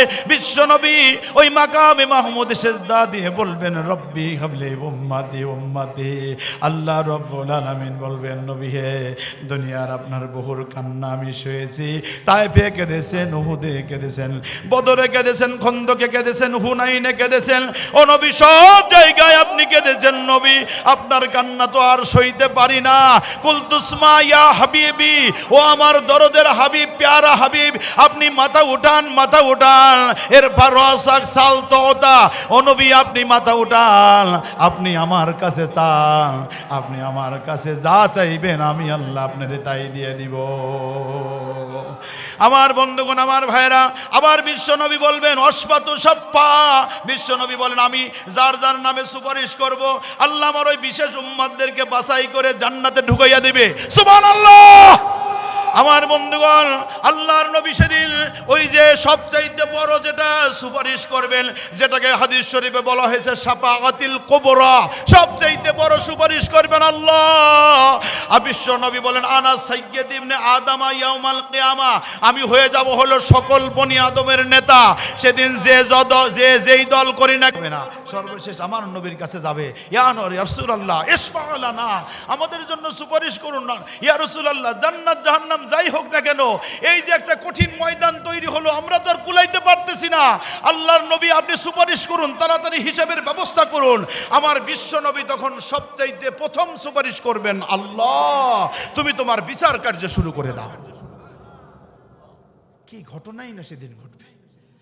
আল্লাহর নবী বললেন, আল্লাহ আর তো পারি না, উম্মতরা তো পারে না, বনি আদম তো পারে না, 50,000 বছর হবে একদিন। আল্লাহু আকবার, কোন অবস্থা হবে? নবী তখন বলবেন, আল্লাহ বনি আদম তো পারে না, আল্লাহ তুমি তাড়াতাড়ি করে একটা ফয়সালা করে দাও, তুমি তাড়াতাড়ি আসন বিচারপতির আসনে গ্রহণ করো। হাদিস শরীফের মধ্যে সুন্দরভাবে এসেছে, ইয়াকশিফু রব্বুনা আন সাকিহ, ইয়াকশিফু রব্বুনা আন সাকিহ। আল্লাহ রাব্বুল আলামিন সেদিন এরকম জাল ও আফরোজ হবেন। আল্লাহ সেদিন বিচারপতির আসনে সেদিন বিশ্ব নবীর সুপারিশের ভিত্তিতে আল্লাহ নিজে সেদিন আহকামুল হাকিমিন হিসাবে বিচারের আসন অলংকৃত করবেন। জোরে কোন সুবহানাল্লাহ। আমার বন্ধুগণ, আমার ভাইরা, একদম শেষ জায়গায় আসলাম। রব্বুল আলামিন জানান ওই জায়গায় গিয়ে আমি ন্যায় বিচারের পাল্লা শুরু করব। নিক্তি পাল্লা কি করব? নিক্তি পাল্লা। আমরা দাড়ি পাল্লা যেটা বলি, ওই দাড়ি পাল্লাটা আসলে বেগুন যখন মাপে একটু বেশি করেই দেয়, তাই না ভাই? বেগুন হলে পরে একটু ধরা দেয়, মানে দাম এখন অবশ্য দেয় না, এখন দাম বেশি না, ডিজিটাল পাল্লা হয়েছে এখন। ওই একবার কিনছে তো দেয় না, পয়েন্টও দেয় না। আবার না পয়েন্ট যদি দেয়, আবার যদি দাম কমায়। এক সময় তো আমরা ওই যে ওই বেগুন নিয়ে বালসাবাড়ি বাজারে টুপরি সহ রেখে আসি। আমার এক চাচা ছিল, আমার আব্বার সাথে বন্ধুত্ব, লোকটা আছে কিনা। একবার আমার ওই নতুন গাছের লাই ধরছে আর কি, ওই লাউ নিয়ে মা বলছে যে বেটা একটু লাইগুলো বেছে টেছে নিয়ে আসো আর কি। পরে ওই লাউ এরিয়া নিয়ে আমি ছোটো ভাই সহ সময় 1 টুকরি না 2 টুকরি নিয়ে গেলাম, লাই 10-15টার কম হবে না। এখন যাওয়ার পরে প্রথমে দাম কহিল 8 আনা, মেলা দিন আগের কথা না চাচা, একেবারে ছোট্টবেলায়, তাও তো দিন বয়স তো একবারে কম হলো না। আহারে দেখেন 8 আনা কয়, তো প্রথমে তো যা খুব শক্ত, 8 আনা করে লাই বেসবো, মানে এই লক্ষ্মীগুলো থেকে মাথায় করে নিয়ে এসে 8 আনা লাই বেসবো, আর কি নাকি শক্ত হয়ে গেছে। 8 আনা মানে 2.5 টাকার নিচে কোনো সার নাই। এখন কিছুক্ষণ পরে বসে থাকতে থাকতে থাকতে এখন তো 8 আনাও কয় না কেউ। এখন কই 8 আনা চাই না, যাই গো কিছু দিলি টুপলিটা দিয়ে চলে আসবার পারি আর কি, লাউগুলা দিয়ে টুপলি নিয়ে। এখন 8 আনাও কয় না, কি করব? পরে আমার বাপের সাথে ব্যবসা করে এক চালের দোকানদার, সেটা আছে কিনা জানি না, বহুদিন আমাদের সংবাদ দিছে। আমার আব্বা বলছে যে আপনার ওই লাউ বেচা চাউলটার খবর কি? কয় না, আমার চাউল তখন ইউনিভার্সিটি চলে গেছে। কিন্তু সেই যে লাউটা নিলাম আর লাউটাও রেখে আসলাম, ওই লাউ আর জীবনে আনতে যাই নাই, আজও যাই নাই। কথা বলছেন? হ্যাঁ সম্মানিত হাজিরিন, যাই হোক, আমরা যেটা বলতেছিলাম যে ওই দাড়ি পাল্লায় যদি দেওয়া হয়, বেগুনের দাম কম থাকলে একটু এরকম করে দেয়, সেটাকে বলি আমরা দাড়ি পাল্লা। আর স্বর্ণ যেটা মাপ দেওয়া হয় ওটাকে বলা হয় নিক্তি পাল্লা। ওটা হলো ডিজিটাল টু ওভার ডিজিটাল, যে ওখানে যদি 1 রত্তি পরিমাণ যদি স্বর্ণ বেশি যায় তাহলে দোকানদারের খবর আছে, আবার যদি একটু কম যায় তাহলে কাস্টমারের খবর আছে না নাই ভাই? খবর আছে। এই জন্য ওটা হলো নিক্তি পাল্লা। ওই নিক্তি পাল্লা মেপে স্বর্ণ ওখানে মাপ দেওয়া হয়, যাতে করে এদিক ওদিক একটা চুল পরিমাণ কম বা বেশি না হয়। আল্লাহ রাব্বুল আলামিন বলেন, ওয়ানাদাউল মাওয়াজিনাল কিসতে লিয়াউমাল কিয়ামা, কিয়ামতের ময়দানে আমি আল্লাহ মানব মণ্ডলীর জন্য এরকম একটা নিক্তি পাল্লা এরকম দাঁড় করিয়ে দেব। ওই নিক্তি পাল্লায় নেকি এবং সওয়াব এরকম ভাবে থাকবে, একটা চুল পরিমাণ ওখানে কোনো দুর্নীতি দুর্বৃত্তায়ন কোনো হবে না, কোনো স্কাইপ কেলেঙ্কারি তো দূরের কথা, কিচ্ছু হবে না। সেদিন ওই নিক্তি পাল্লার ওজনের মাধ্যমে সেদিন নির্ধারণ হবে তোমার নেকির পাল্লা যদি ভারী হয়ে যায়, তোমার আমলনামা ডান হাতে যাবে, তোমার কপাল খুলে যাবে, তোমার সঙ্গে সঙ্গে জান্নাতের রাশিকে তোমার রাশ কপালে পরিয়ে দিবে। জবান ছেড়ে বলেন আল্লাহু আকবার। আবার যখন তোমার নিক্তি পাল্লা বাম দিকে এরকম ভারী হবে, তার মানে তোমার অবস্থাটা আমার অবস্থাটা সেদিন ভয়ঙ্কর হয়ে যাবে।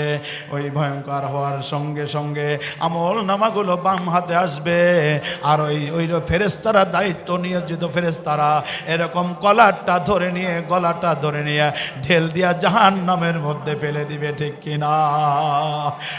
রাব্বুল আলামিন তাই সূরার শেষে এভাবে বলেন, ফাআম্মা মান সাকুলাত মাওয়াজিনুহু ফাহুয়া ফি ঈশাতির রাদিয়া।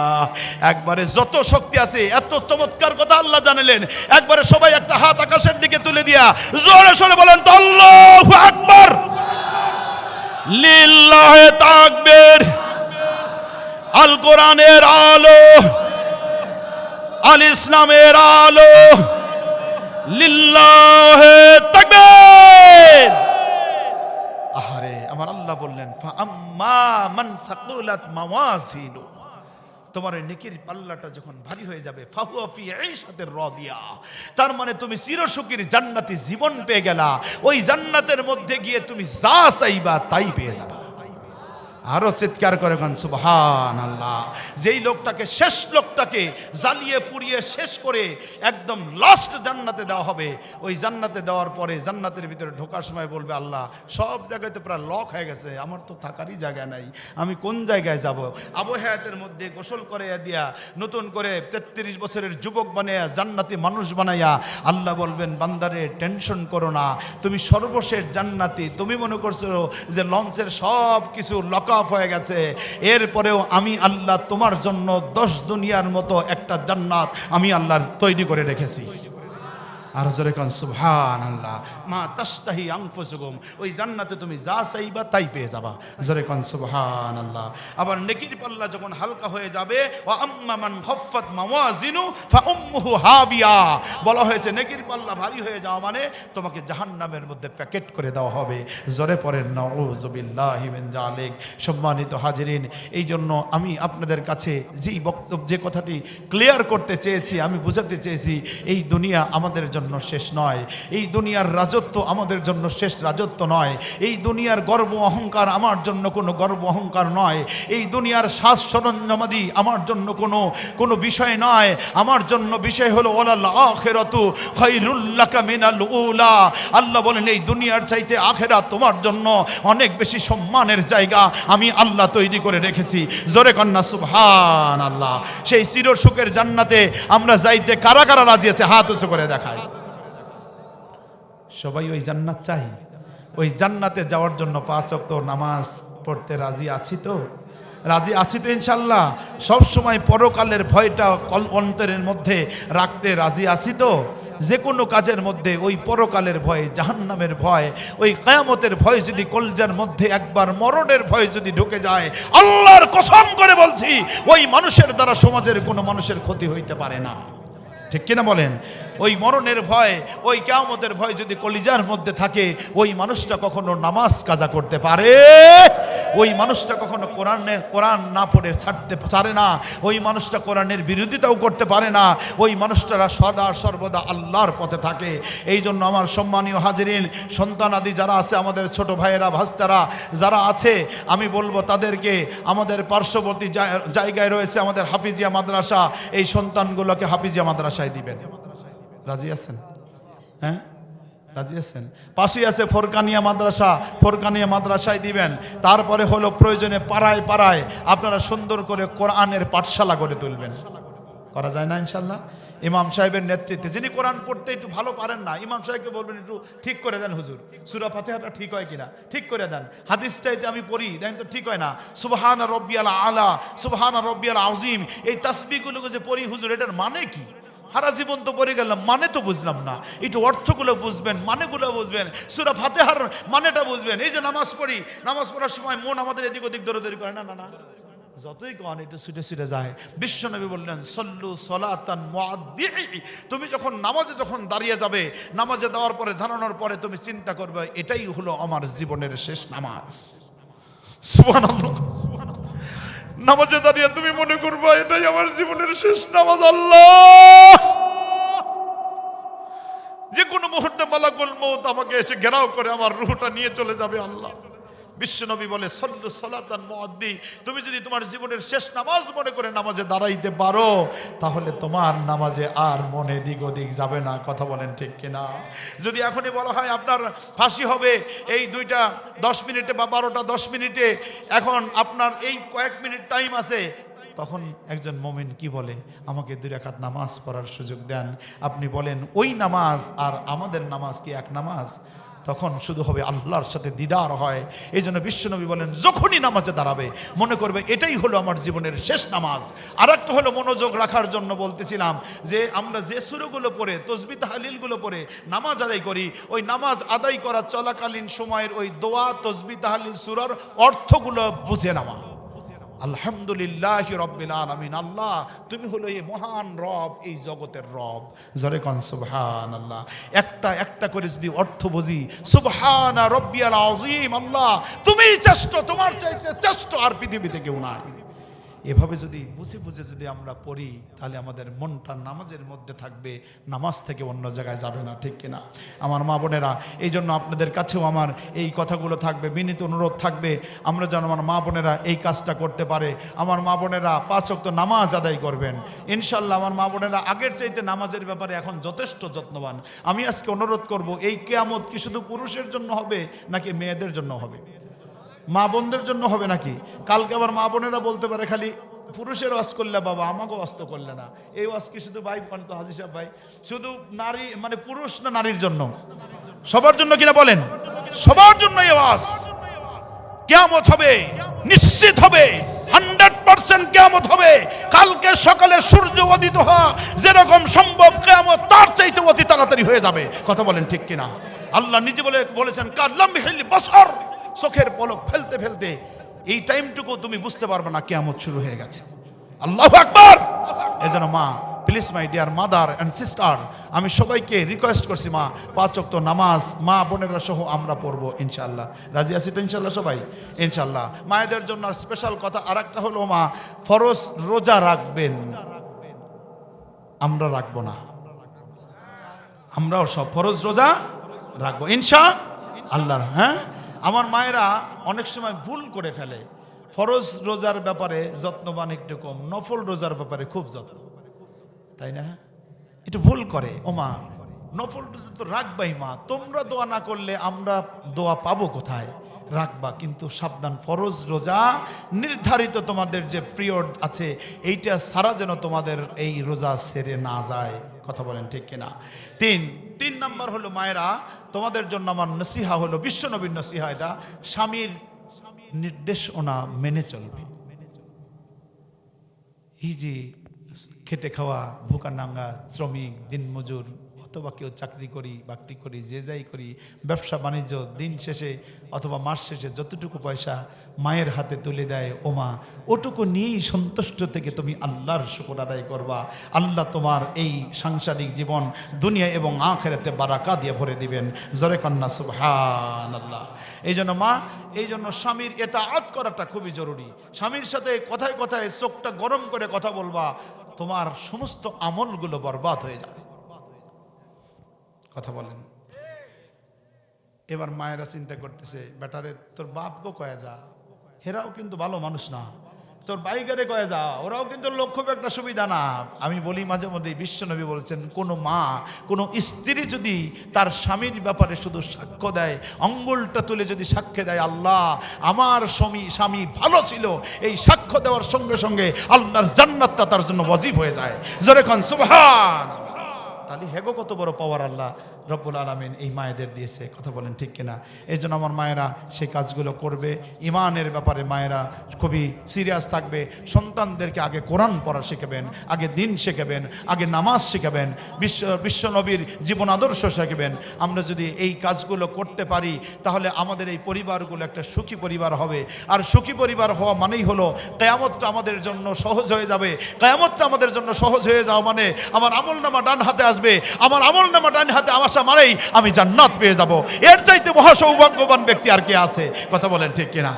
এই জন্য আমরা সুখী পরিবার করে তুলবো। ওই যে আমার চাচা বলতেছিল, ঢাকায় সালাম দিলি ঘুরে তাকায়, এর আবার অন্য কোনো লক্ষ্য আছে কিনা? এখন কিছুটা কমেছে। এই সালামের রেওয়াজ আমরা পরিবার থেকে শুরু করব। ছেলে সবাইরে সালাম দেয়, কিন্তু বাপরে সালাম দেয় না। বলে এই বাপরে সালাম দিস না, কয় শরম করে, ঠিক না? বাপরে সালাম দিতে নাকি শরম করে। ও যুবকেরা, কোরআনের মাহফিল দিছো, পায়ে হাত দিয়ে বললাম, হ্যাঁ তুমি সর্বপ্রথম তোমার বাপরে সালাম দিবা, কারণ এত বড় নেয়ামত। এটা মানুষ সৃষ্টি যখন করেছেন, মানুষ সৃষ্টি করার পরে প্রথম আমল দিয়েছেন আল্লাহ রাব্বুল আলামিন। আমাদের পিতা আদম আলাইহিস সালামকে বললেন, ওই ফেরেশতাদের দলের কাছে যাও, আর ওই দলের কাছে যা প্রথম বলবে আসসালামু আলাইকুম, জোরে কোন সুবহানাল্লাহ। পৃথিবীর সবচেয়ে বড় প্রথম আমল হলো সালাম প্রদান করা। ওই সালাম মানে আসসালামু আলাইকুম, আপনার উপরে আল্লাহ শান্তি রহমত বরকত দিয়ে ভরে দিক। এই কথাটা সবাইকে বলি, শিক্ষকরা দেখলি দূর থেকে বলি, কিন্তু বাপরে আর মাওরে বলতে লজ্জা পাই, ঠিক কিনা বলেন? যুবকেরা, আই রিকোয়েস্ট ইউ, অবশ্যই সালামের প্রচলন, ব্যাপকভাবে সালামের প্রচলন করব আমরা। এই সালামের প্রচলন করলে বিশ্বনবী বলেন আল্লাহ তার সংসার পরিবারে বরকত দিয়ে ভরে দিবেন। আল্লাহ কবুল করেন, সকলে বলেন আমিন। ছোট ছোট সন্তানদেরকে আমরা নামাজের ট্রেনিং দেব, আমরা কোরআন শিখাবো। ছোট ছোট বাচ্চাদের আমরা হওয়ার সাথে সাথে 7 দিন 10 দিন এর মধ্যে আমরা আকিকা করব। আমার সন্তানদের সুন্দর একটা নাম রাখবো, আব্দুল্লাহ, আব্দুর রহমান, আব্দুল খালেক, আব্দুল মালেক, এরকম সুন্দর সুন্দর নাম রাখবো। যেন তেন নাম আমরা রাখবো না। কিয়ামতের ময়দানে ওই বাপকে সন্তানের নামের সাথে সম্পৃক্ত করে ডাকা হবে। সুবহানাল্লাহ। এই জন্য হাবিজাবি নাম আমরা রাখবো না, সুন্দর সুন্দর নামগুলো আমরা সন্তানদের রাখবো ইনশাআল্লাহ। আল্লাহ তাআলা আমাদেরকে আজকে যেমন একই পরিবারের মতো বসেছি, কিয়ামতের সেই কঠিন ময়দানে আল্লাহ তাআলা আমাদেরকে যেন আরশিল আজিমের নিচে ছায়া দান করে। আমাদের রব, আমাদের ইলাহ, আমাদের আল্লাহ তাআলা আমাদেরকে যেন সবাইকে একই জান্নাতের মধ্যে আমাদের জায়গা করে দেয়। সকলেই পড়েন আল্লাহুম্মা আমিন। আরো জোরে পড়েন আমিন। أنفسنا وإن لم تغفر لنا وترحمنا لنكونن من الخاسرين رب العالمين আয় আল্লাহ তাআলা, আমাদের প্রাণের জায়গা ঐতিহ্যবাহী লক্ষ্মীকলা যুব সমাজের উদ্যোগে আয়োজিত আল্লাহ, আয় রব্বুল আলামিন, আয় আল্লাহ কোরআনের মজলিস, আল্লাহ জান্নাতের বাগান, আল্লাহ গভীর রাত পর্যন্ত আমরা কোরআন শুনেছি, নবীজির হাদিস শুনেছি রব্বুল আলামিন। অবশেষে কোরআনে কারীম সম্মুখে নিয়ে আল্লাহ তোমার দরবারে আলিশানে ভিক্ষুকের ন্যায় হাত তুলে দিয়েছি আল্লাহ রব্বুল আলামিন। আল্লাহ ও দয়ার আল্লাহ, মেহেরবানি করে আমাদের মজলিস কবুল করে নাও আল্লাহ। কতগুলো আশিকিন মোহাব্বতের বান্দাদের নিয়ে আল্লাহ চুল পাকা দাড়ি পাকা মানুষগুলোকে সঙ্গে নিয়ে, যুবকদের সাথে নিয়ে, পর্দার আড়ালে মা বোনদের সম্মুখে নিয়ে, সামনে নিয়ে আল্লাহ তোমার সামনে তোমার দরবারে আলিশানে হাত তুলেছি। দয়া করে মায়া করে আল্লাহ আমাদের আজকে যার হাতখানা পছন্দ হয় আল্লাহ, সে হাতের ওসিলায় আমাদের জীবনের গুনাহগুলো মাফ করে দাও। আয় আল্লাহ আজকের মজলিস তুমি মঞ্জুর করে নাও আল্লাহ রব্বুল আলামিন। মেহেরবানি করে আল্লাহ, আয় রব্বুল আলামিন, যা কিছু সওয়াব ইনায়াত করো সবগুলো বিশ্ব নবীর আরওয়ার উপরে হাদিয়া পৌঁছে দাও। তামাম পৃথিবীর মাটির নিচে যত মুমিন মুমিনাত শুয়ে আছেন আল্লাহ, মেহেরবানি করে সকলের আরওয়ার উপরে সওয়াব পৌঁছে দাও। আমাদের কলিজার টুকরা জনম দুখনি মা চিরবিদায় নিয়ে যার অন্ধকার কবরে চলে গেল আল্লাহ, আয় রব্বুল আলামিন, আয় আল্লাহ মেহেরবানি করে আল্লাহ ওই মায়ের কবর তুমি জান্নাতুল ফেরদৌসের বাগান বানাইয়া দাও আল্লাহ। আয় রব্বুল আলামিন, কত কষ্ট করে মা আমাদের লালন পালন করেছেন, 10 মাস 10 দিন পেটের মধ্যে বহন করেছেন আল্লাহ। আয় রব্বুল আলামিন, মা না খেয়ে আমাদেরকে খাওয়িয়েছেন। আয় আল্লাহ, আল্লাহ জিহাদের ময়দানের মতো রক্তাক্ত হয়ে মা আমাদেরকে প্রসব করেছেন আল্লাহ। মায়ের বক্ষ চিরে উদার চিরে দুনিয়ায় আমরা এসেছি আল্লাহ। কত কষ্ট করে মা আমাদের দুধ পান করিয়েছেন আল্লাহ। ওই মা দুনিয়া থেকে বিদায় হয়ে যার চলে গেল আল্লাহ, ওই কবর তুমি জান্নাতের বাগান আল্লাহ বানাইয়া দাও। আয় রব্বুল আলামিন, আমাদের যাদের পিতা বেঁচে নাই আল্লাহ, ওই পিতা যার দুনিয়া থেকে বিদায় হয়ে কবরের মাটিতে চলে গেল আল্লাহ, ওই পিতার কবর তুমি জান্নাতের বাগান করে দাও আল্লাহ। কারোর দাদা নাই, দাদি নাই, নানা নাই, নানি নাই, চাচা নাই, চাচি নাই, ফুফা নাই, ফুফু নাই, শ্বশুর শাশুড়ি, পাড়া প্রতিবেশী, এলাকাবাসী আল্লাহ, স্বামী স্ত্রী, এমন কেউ তো হাত তুলি নাই, আমাদের আপনজন কেউ মারা যায় নাই আল্লাহ। মেহেরবানি করে সকলের আরওয়ার উপরে হাদিয়া পৌঁছে দাও আল্লাহ। আয় রব্বুল আলামিন, আয় আল্লাহ তাআলা, এই মাহফিলকে সফল করবার জন্য আল্লাহ যে যুবকেরা প্রাণান্তকার চেষ্টা করলো, টাকা দিল, পয়সা দিল আল্লাহ, শ্রম দিল আল্লাহ, এত সুন্দর একটা জান্নাতের বাগান বসানোর জন্য ওরা আয় আল্লাহ যে আল্লাহ হাড় ভাঙ্গা পরিশ্রম করলো আল্লাহ, মেহেরবানি করে আয় আল্লাহ ওদের পরিশ্রম কবুল করে নিয়ে আল্লাহ ওদেরকে ওমর আবু বকরের মতো আদর্শে অনুপ্রাণিত হয়ে আল্লাহ এক একজন জিন্দা দিল মুজাহিদ বানায়া দাও। আয় রব্বুল আলামিন, আয় আল্লাহ এই মাহফিলকে সফল করবার জন্য আল্লাহ যারা সহযোগিতা করেছে, টাকা দিয়েছে, পয়সা দিয়েছে, আয় আল্লাহ বিশেষ করে আমেরিকা থেকে আমাদের প্রিয় আল্লাহ আব্দুল হালিম আল্লাহ সার্বিক সহযোগিতার দায়িত্ব নিয়েছেন আল্লাহ। আয় রব্বুল আলামিন ওর কামাই রুজিতে বরকত দিয়ে দিও আল্লাহ। আয় আল্লাহ হায়াতের উপর বারাকা দিয়ে দিও আল্লাহ রব্বুল আলামিন। আয় আল্লাহ দানবীর এই ছেলেটাকে আল্লাহ আয় রব্বুল আলামিন বেশি বেশি করে দান করার তৌফিক দান করে দিও আল্লাহ। আয় রব্বুল আলামিন ওর ছেলে মেয়েকে যেন আল্লাহ মানুষের মতো মানুষ বানাইতে পারে আল্লাহ, তুমি তৌফিক দিয়ে দিও আল্লাহ।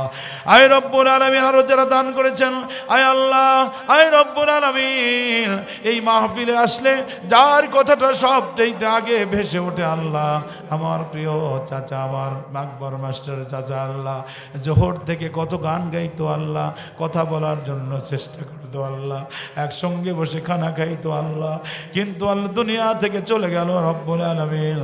তার কবরটাকে আল্লাহ তুমি রিয়াজুল জান্নাহ করে দাও আল্লাহ। আয় রব্বুল আলামিন আমার প্রিয় বোনটা আল্লাহ রব্বুল আলামিন 6টা বছর ক্যান্সারের রোগে আক্রান্ত হয়ে দুনিয়া থেকে চলে গেল আল্লাহ, তাকে তার কবরটুকু তুমি জান্নাতের টুকরা করে দাও আল্লাহ। আয় রব্বুল আলামিন এই গ্রামের আয় আল্লাহ কত মুরব্বীকে আমরা দেখেছি আল্লাহ, আয় আল্লাহ আমাদের খোরশেদ আলম আল্লাহ, আয় আল্লাহ দাদাকে আমরা দেখলাম, রইস দাদাকে দেখলাম, নুরাল দাদাকে দেখলাম, লোকমান দাদাকে দেখলাম আল্লাহ। আয় রব্বুল আলামিন ইউসুফ আকন্দ সাহেবকে দেখলাম আল্লাহ, লোকটা মুষ্টি তুলে তুলে বেড়াইতো আল্লাহ। আয় রব্বুল আলামিন তার ভাই আমাদের আজম ভাইয়ের ভাই বাবাকে আমরা দেখেছি আল্লাহ। আয় রব্বুল আলামিন আমাদের প্রিয় দাদাকে আমরা দেখেছি, আয় আল্লাহ রহমত দাদাকেও দেখলাম, বড় চাচাকে দেখেছি আল্লাহ। আয় রব্বুল আলামিন আয় আল্লাহ এক এক করে আমাদের আফসর আলী মন্ডল সাহেবকে দেখেছি, আয় আল্লাহ আমাদের আয় আল্লাহ একজন একজন করে যদি বলতে চাই আল্লাহ, আমাদের তাহের মন্ডল সাহেবকে দেখলাম আল্লাহ, হযরত মন্ডল সাহেবকে দেখলাম, আলী মন্ডল সাহেবকে দেখলাম, সুবহান দাদাকে দেখলাম আল্লাহ, আব্দুল হামিদ দাদাকে দেখলাম আল্লাহ। আয় আল্লাহ জাহের হাজী সাহেবকে দেখলাম, সেকেন্দার হাজী সাহেবকে দেখলাম। আয় রব্বুল আলামিন আয় আল্লাহ, আয় রব্বুল আলামিন আমাদের ইয়াসিন দাদা, আয় আল্লাহ আমাদের আসান দাদা, আমাদের বাবর আলী প্রামাণিক সাহেব, আয় আল্লাহ, আয় রব্বুল আলামিন আমাদের আব্দুর রহমানের দাদা রশিদ হাজী সাহেব তার বাবা, আয় আল্লাহ দারুক হাজী সাহেব তার বাবা, আমাদের চান্দের দাদা কত শক্তিশালী মানুষ ছিল। আয় আল্লাহ আমাদের গফুর সাহেব, আয় আল্লাহ আরো কত মুরব্বীদের দেখেছি আল্লাহ, ছোট্ট ছোট্ট আল্লাহ যুবকেরাও আমাদের এখান থেকে চলে গেছে, কতজনকে নেই আমরা দেখলাম আল্লাহ। আয় রব্বুল আলামিন আল্লাহ তোমার ডাকে সাড়া দিয়ে তারা আজকে কঠিন অন্ধকার কবরে শুয়ে আছে আল্লাহ। হায় আল্লাহ আমাদের দাদা দাদি সহ আল্লাহ কতজনকে আমরা দেখেছি, আজকে ওই মানুষগুলো আমাদের মাঝে নাই, কবরের বাসিন্দা হয়ে গেছে আল্লাহ। আল্লাহ কবরটাকে আজকের মাহফিলের বরকতে যাদের নাম মনে পড়লো, যাদের নাম মনে পড়ে নাই আল্লাহ, তাদের বংশধরদের নিয়ে বসে আছি আল্লাহ, মনে মনে প্রত্যেকেই তাদের নাম নিচ্ছেন আল্লাহ। এই আল্লাহ তারা সহ ওই নলসন্দা কবরের সামনে যত আউলিয়া কারাম আল্লাহর ওলিরা শুয়ে আছে আল্লাহ, আজকের মাহফিলের বারাকা আয় আল্লাহ সমস্ত কবরবাসীর কবরে পৌঁছাইয়া দাও আল্লাহ, সমস্ত কবরবাসীর কবরগুলো জান্নাতের বাগান করে দাও। আয় রব্বুল আলামিন মেহেরবানি করে আয় আল্লাহ তাআলা আমাদের আপনজনেরা যারা কবরে আছে কবরগুলো জান্নাতের টুকরা করে দাও। আয় আল্লাহ আমাদের প্রিয় আব্দুল হাই মাস্টার আমার নানা জান এসেছেন আল্লাহ, আমাদের সাইদ চাচা এসেছেন আল্লাহ, আমাদের মাহফিলের সভাপতি সভাপতি আল্লাহ আমাদের শ্রদ্ধেয় আল্লাহ ইঞ্জিনিয়ার হেকমত শালী সাহেব কোরআনের মাহফিলের জন্য ঢাকা থেকে অনেক ব্যস্ততা ছেড়ে আল্লাহ সভাপতির আসন গ্রহণ করেছেন। আল্লাহ আলহাজ হাবিবুর রহমান মাস্টার সাহেব সহ আমাদের প্রিয় ভাই আলহাজ আবুল হোসাইন ভাই সহ আল্লাহ আমার আব্বা মুরব্বী বসে আছেন আল্লাহ, আল্লাহ আমার মা পর্দার আড়ালে বসে আছেন আল্লাহ, কত আল্লাহ তোমার জিন্দা দিল মুজাহিদেরা চুল পাকা দাড়ি পাকা মানুষগুলো বসে আছেন আল্লাহ, সকলের মনের নেক বাসনা আল্লাহ পূর্ণ করে দাও আল্লাহ। যারা অসুস্থ আছে তুমি সুস্থ করে দাও আল্লাহ, আল্লাহ অভাবগ্রস্ত যারা আছে অভাব দূর করে দাও আল্লাহ, আল্লাহ রিজিকের তাড়নায় যারা আছে রিজিক বাড়ায় দাও আল্লাহ, ঋণগ্রস্ত যা আছে ঋণ মুকুব করার তৌফিক দাও, চাকরিজীবীর চাকরি বরকত দাও, ব্যবসায়ীদের ব্যবসায় বরকত দাও, ছাত্রদের লেখাপড়ায় বরকত দাও আল্লাহ, আল্লাহ কৃষক শ্রমিক ছাত্র জনতা প্রত্যেকের কর্মে আল্লাহ তুমি বারাকা দিয়ে ভরে দাও আল্লাহ, আল্লাহ আমাদের এলাকায় মা বোনদের মা খাদিজাতুল কুবরার আদর্শে অনুপ্রাণিত করে দাও আল্লাহ, মা ফাতেমার মতো আল্লাহ জান্নাতি মানুষের তুমি বানিয়ে দাও আল্লাহ, মা ফাতেমার সাথে যেন আমার এলাকার মা বোনেরা যেন একসঙ্গে আল্লাহ জান্নাতে যেতে পারে, ওই জান্নাতি আমল করার তৌফিক আমাদের মা বোনদের দিয়ে দাও। রব্বির হামহুমা কামা রব্বায়ানি সগীরা। রব্বুল আলামিন তোমার জিন্দা ওলি শুয়ে আছে, এখনো জানে না কোন পরীক্ষা তুমি নিচ্ছ আল্লাহ। রব্বুল আলামিন যদি হায়াত থাকে আল্লাহ সুস্থ করে চলাফেরার মতো তৌফিক দিয়ে দাও। আয় আল্লাহ হায়াত শেষ হয়ে গেলে আল্লাহ সারা জীবনের এক মোনাজাত করতো খাতাম বেল খায়ের করে দিও আল্লাহ। আয় রব্বুল আলামিন, আয় আল্লাহ তাআলা একটু তুমি চেয়ে দেখো গভীর রাতে তোমার বান্দারা কি বলে তোমার কাছে চায়।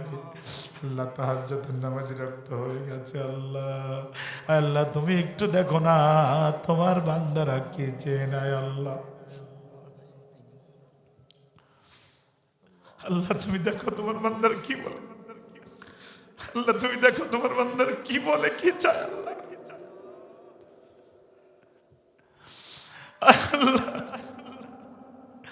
গভীর রাত আল্লাহ আমরা এই বিশ্বাস নিয়ে হাত নামাতে চাই, তুমি আমাদের মনের নেক বাসনা তুমি পূর্ণ করবো আল্লাহ। আল্লাহ এই মাহফিল বাস্তবায়ন যুবকদেরকে তুমি হায়াতের তৈয়বা দিয়ে দাও আল্লাহ, সেবায়ে কুল্লে দিয়ে দেও আল্লাহ।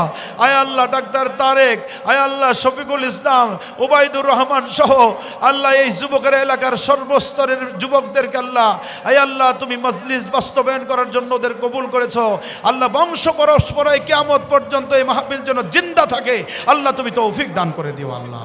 আয় রব্বুল আলামিন আমাদের প্রিয় ভাই আব্দুল মতিন ভাই চলে গেছেন আল্লাহ, আয় আল্লাহ বড় ভালোবাসতেন আদর করতেন কাছে টেনে নিতেন আল্লাহ, চলে গিয়েছেন আমাদের কুদ্দুস ভাই আমাদের মহির ভাই, আয় আল্লাহ কতজন চলে গিয়েছেন আল্লাহ, আল্লাহ প্রত্যেককে আল্লাহ কবরগুলো তুমি জান্নাতের টুকরা করে দিও আল্লাহ।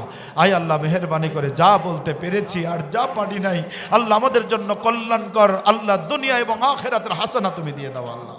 আয় আল্লাহ আয় রব্বুল আলামিন আমাদের জন্য মেহেরবানি করে দুনিয়া এবং আখিরাতের হাসানা তুমি দিয়ে দাও আল্লাহ।